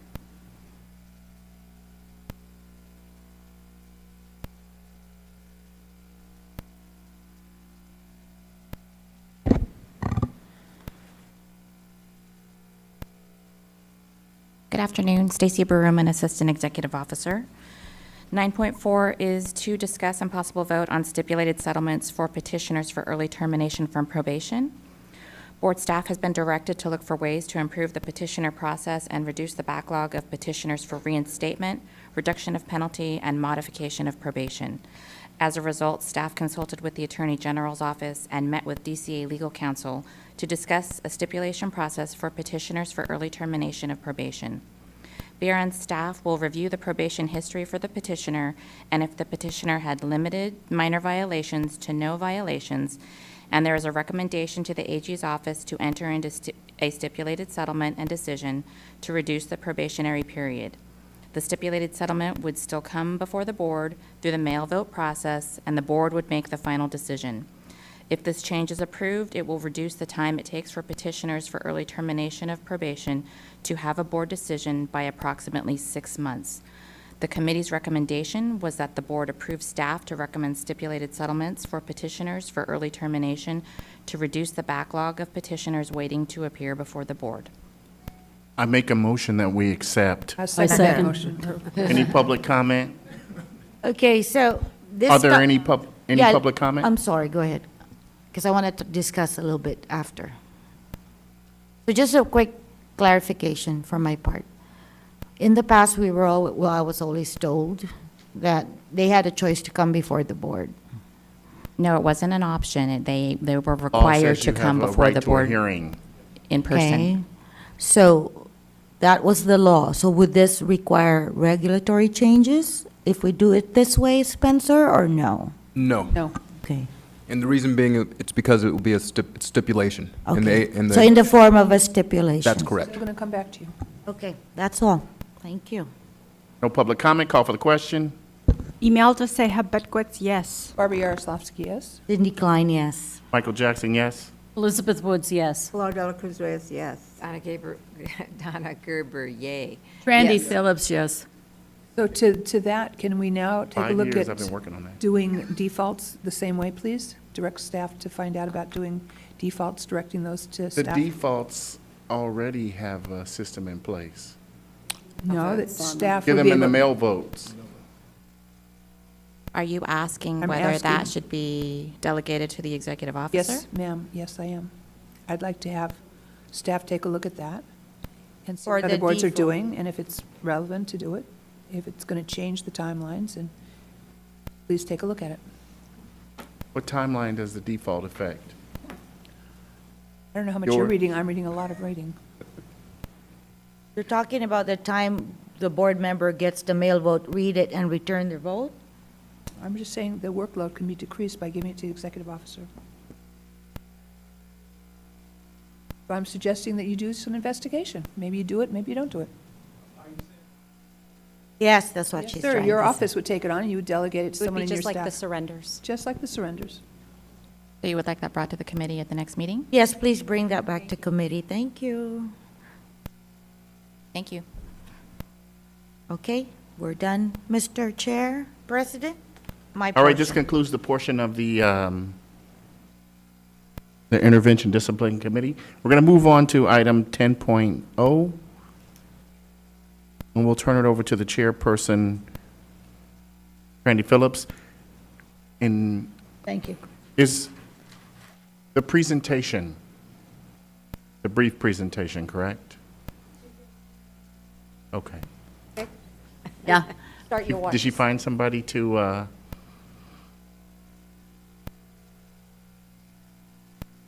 Wanted a picture taken. Put Who'd it you on want Twitter. who'd you want specifically to see this?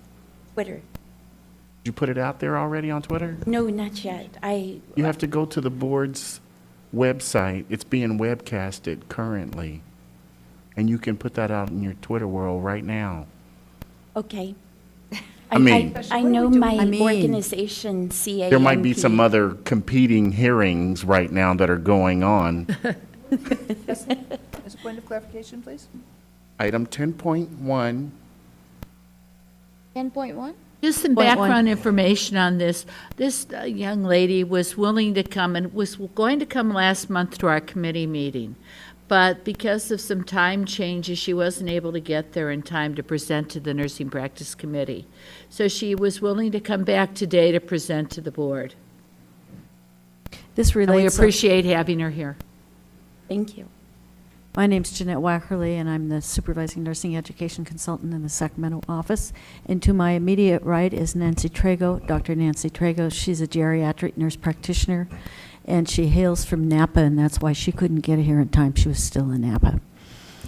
But I commandeered her because we have had, we nurses at the board have had questions from pharmacists and for other nurse practitioners about this new law.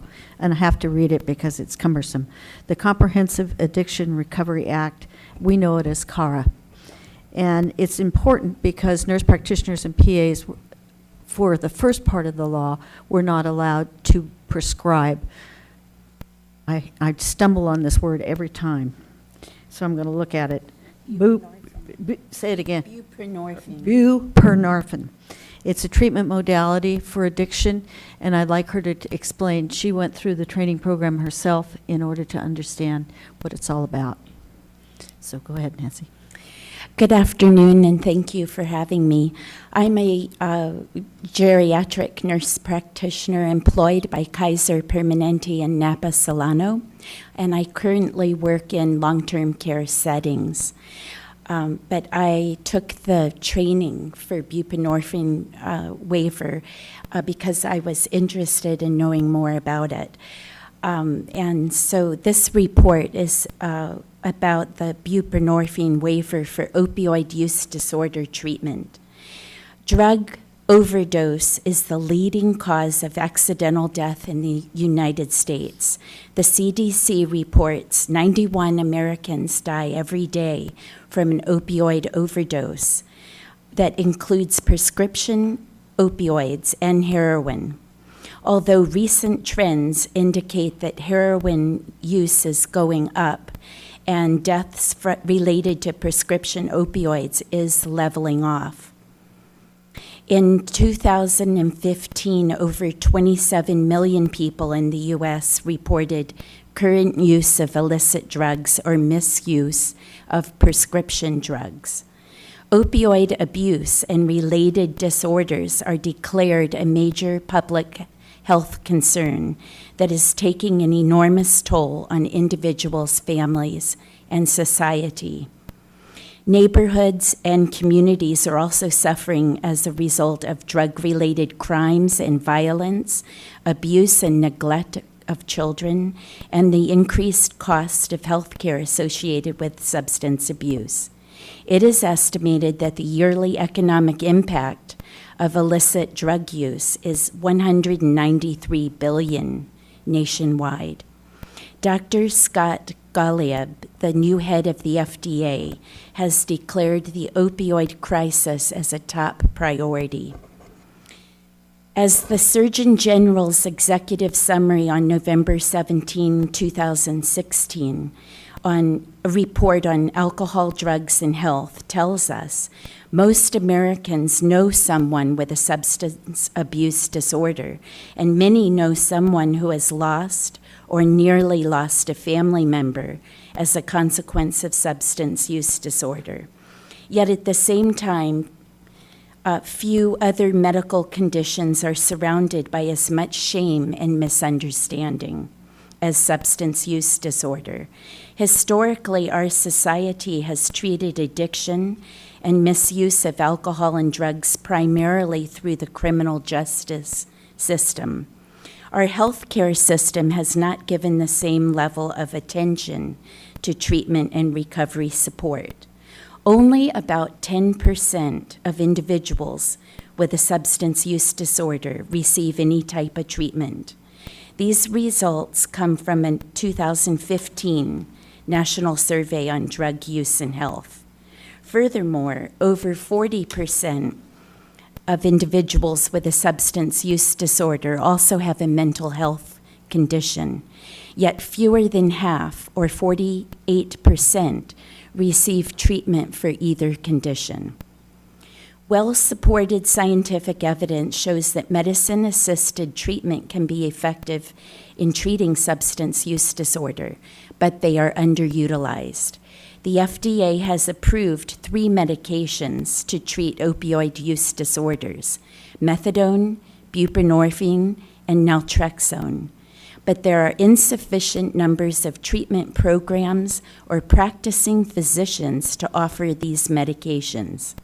As a result of this enormous treatment gap, the Comprehensive Addiction and Recovery Act, CARA, was signed into law July of 2016, last year.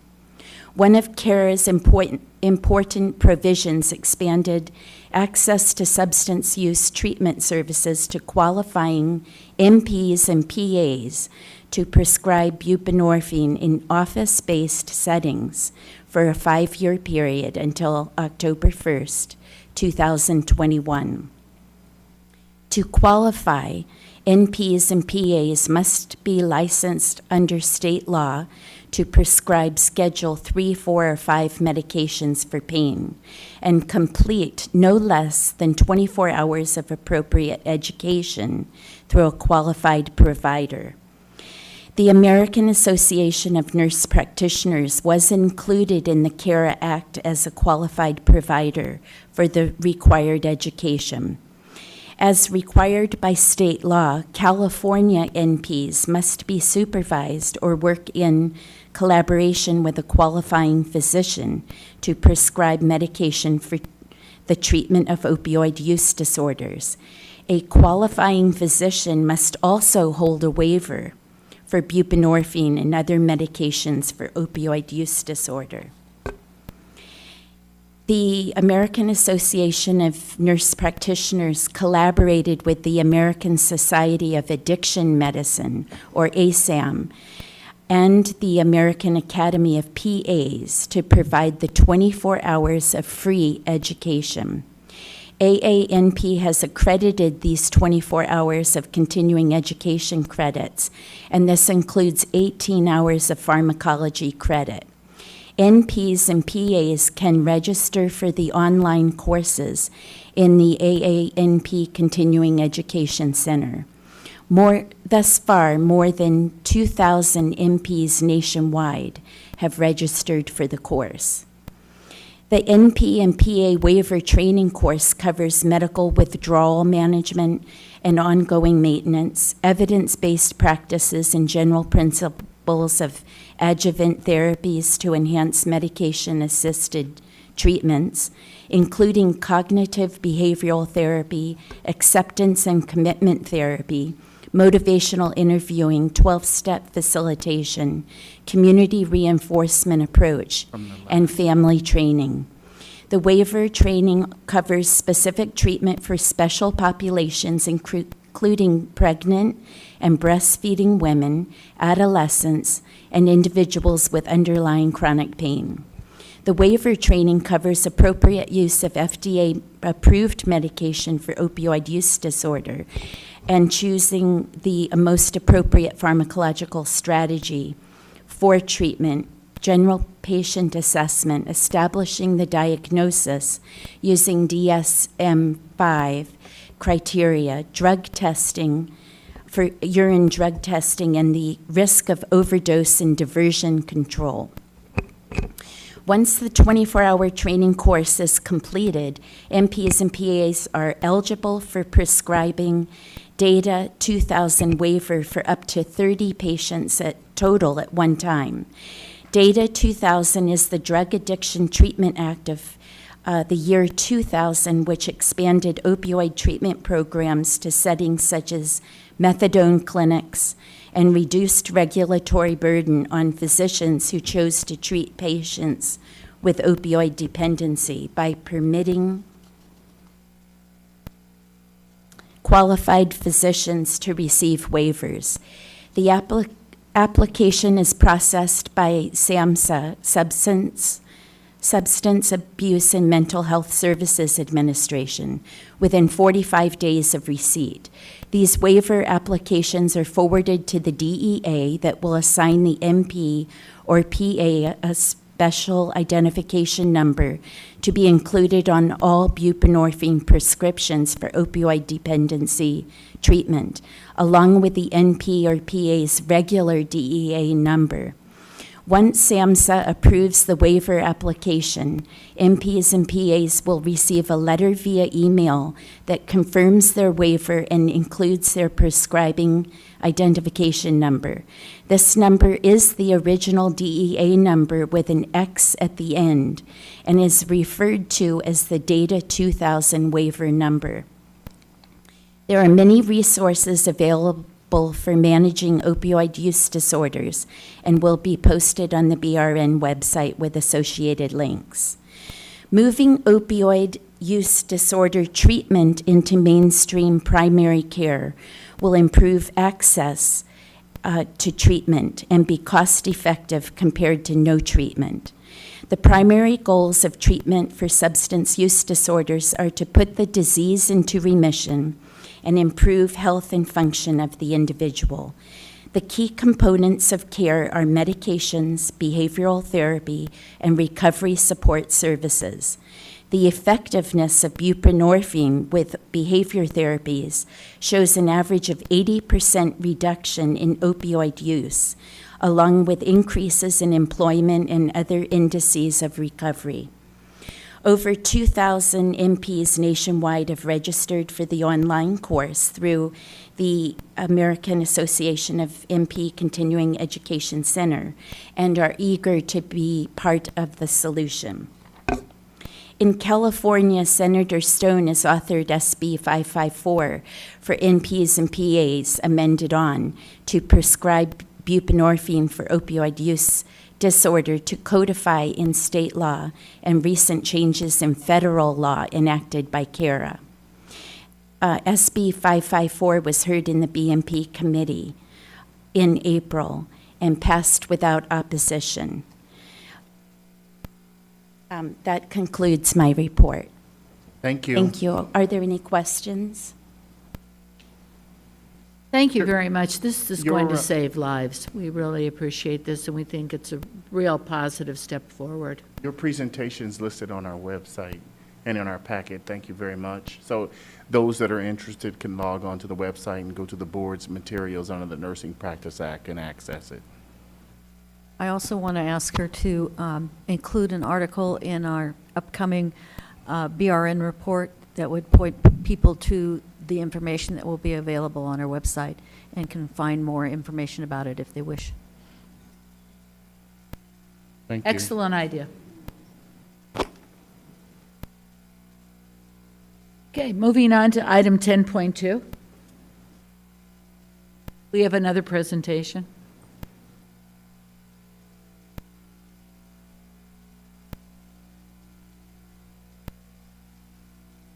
Good morning, or afternoon again.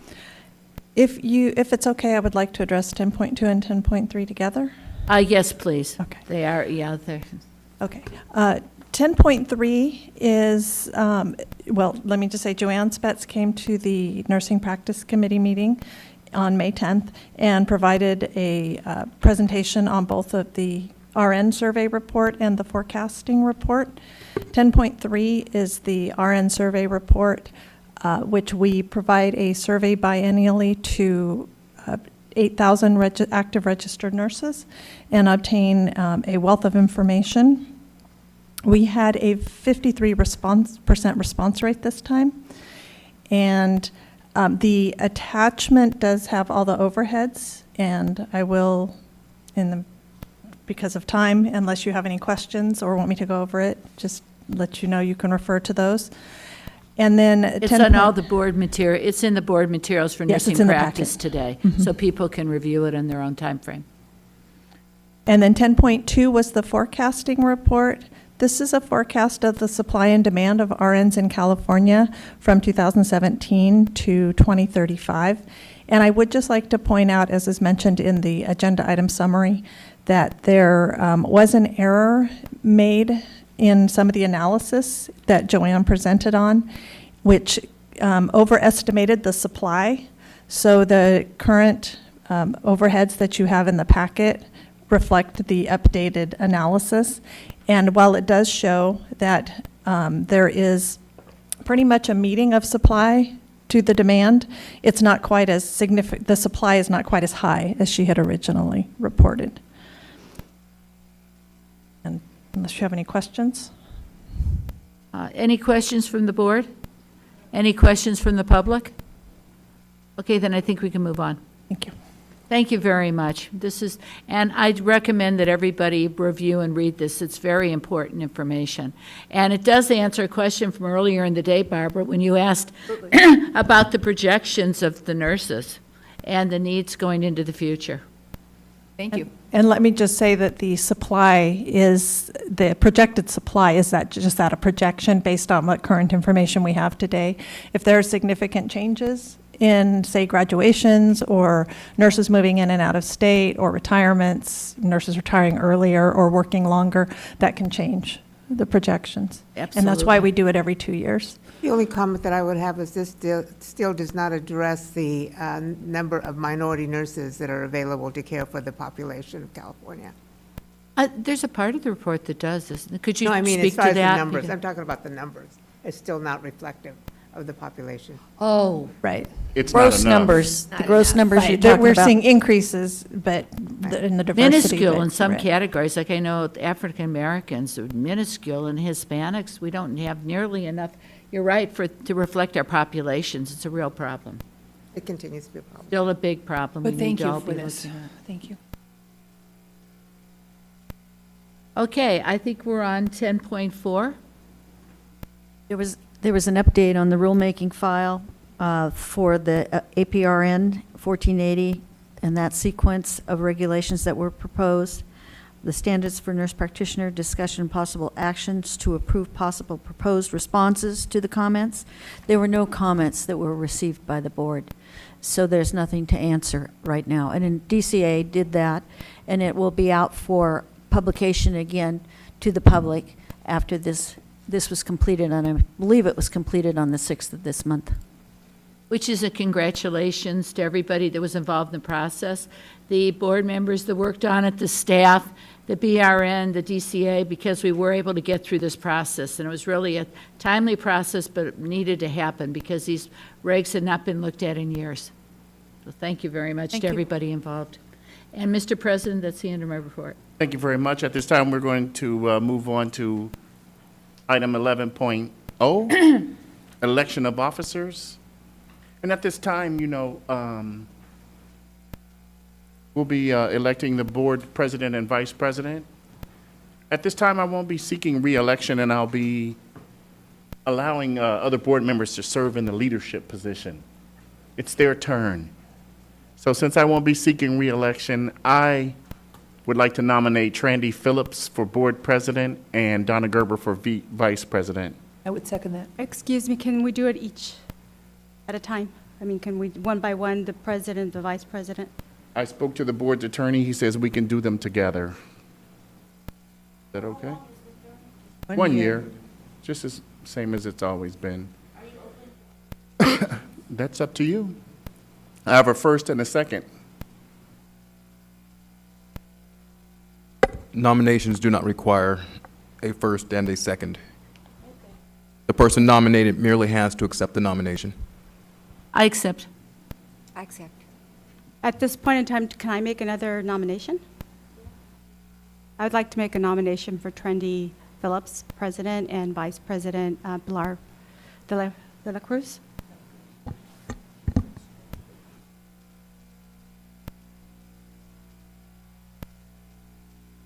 Pilar, do you accept? Accept.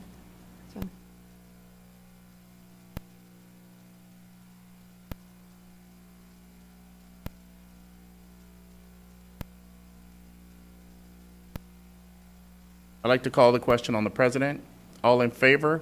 Aye. Are there any do we have to seek public comment? Are there any public comment? Yeah, you can, public comment. No public comment. All in favor? Aye. Aye.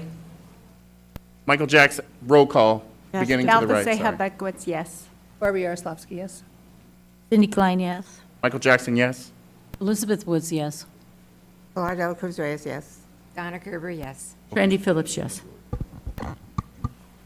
And at this time, we'll call for the question on Vice President.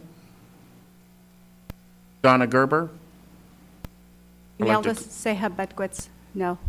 Barbie Yaroslavsky, yes. Cindy Klein, no. Michael Jackson, yes. Elizabeth Woods, yes. Pilar Del Cruz Reyes, no. Donna Gerber, yes. Randy Phillips, yes. That's 5. That's the majority. So going forward over the next year, we'd like to congratulate our 2 officers that will be serving on the administrative committee. And as board and vice president of the board, I will maintain my position as chair of the Committee for Education and Licensing. And I'll also be working with Donna Gerber on the Ad-Hoc Committee. And congratulations to As both. well. We look forward to working with both of you. Now we have the calendar? All right. So Any public comment? No, you don't. Calendar. This will, Approval. their of the- offices will commence July 1st. Calendar? Item 12.0, discuss and vote on whether to approve the proposed board meetings and dates for 2018. So I would just like to add a clarification to the calendar. As the dates are, the request was to have the second Wednesday and Thursday of the month be the dates versus and that's the clarification on the calendar. So for example, on the dates that have been requested, January 10th and 11th are fine. February is 14 and 15. March is 14 and 15. April is fine, 11 and 12. May is 9 and 10. June is 13 and 14. July is 15 and 16. Excuse me, August is 15 and 16. September is 12 and 13. October is fine. And November is 14 and 15. It's just the second calendared Wednesday and Thursday of the month. Starting in January, correct? Starting January, correct? You were so kind as to do this, so could you just tell us one more time? Because this is helpful, just to write it down. Okay, January 10 and 11. February 7, 14 and 15. March 14 and 15. April 11 and 12. May 9 and 10. June 13 and 14. August 15 and 16. September 12 and 13. October 10 and 11. November 14 and 15. Yeah. And again, it is the second week, the second Wednesday and Thursday of the month. And I just have one question, which was, I thought we had, for this year, we had agreed to do 3 days in June and 3 days in November. This is for I 2018. understand that. So I just, if anyone is going to ask us to do a third day in 2018, that likely, or should we not worry about it? We might not need a third May day not since be- they're going to be working on these stipulated agreements. That would be great. That'd be That would be wonderful. great. Well, it's not just the Just asking. stipulated agreements. The board agreed to seek statutory change to allow the board to make referrals of the petitioners to the AG's office. Right. For handling at OAH as well. So I would say not likely. Okay. All right. So good. Stacy, just for clarification, you're thinking that's going to make that'll make a significant change? Yes. Wonderful. Wednesday and Thursday. Wonderful. Good. That's really great news. So the board meeting dates that were mentioned, are we all in favor? By acclamation. Can we do Right. acclamation? Was there a first? Yeah. Everyone has the dates? Yes. So we're okay with that? I make a motion to approve? No the motion dates of- needed. Oh, okay. Okay. Thank you, everybody that worked on that. This is a nice change. That was the Yeah, hard- very nice. hardest thing we do, calendar. 14th and 15th. And I would just like to ask, if possible, that we have the meetings at the place, especially out of town, out of the Sacramento area and Sacramento if possible, that we have the meetings at the same place where we're staying. Hopefully, we won't be coming back to Sacramento for Reason some we time, don't since meet in we've done July? Sacramento a significant amount of time Yeah. this I- year. Can I just say briefly that I think the board would want to thank President Jackson for Thank you. his presidency. That was, I believe, 2 years in a row, right? Years, How many? 2 years in a row. 2 years in a row. Two sunsets. We're not an easy group. It's worse than herding cats. And even And if Vice he's not here, President I would like Ray. to Yeah. thank Mr. Raymond for being the vice president. Absolutely. Vice President Absolutely. Raymond Could you Malel. please pass that on? Thank you. You both guided us during a very challenging Are period. there any and we public really do comments? appreciate it. Item 13, adjournment early. Move to do so. Thank you. Move to. Everybody is riding with me. Yes, I am.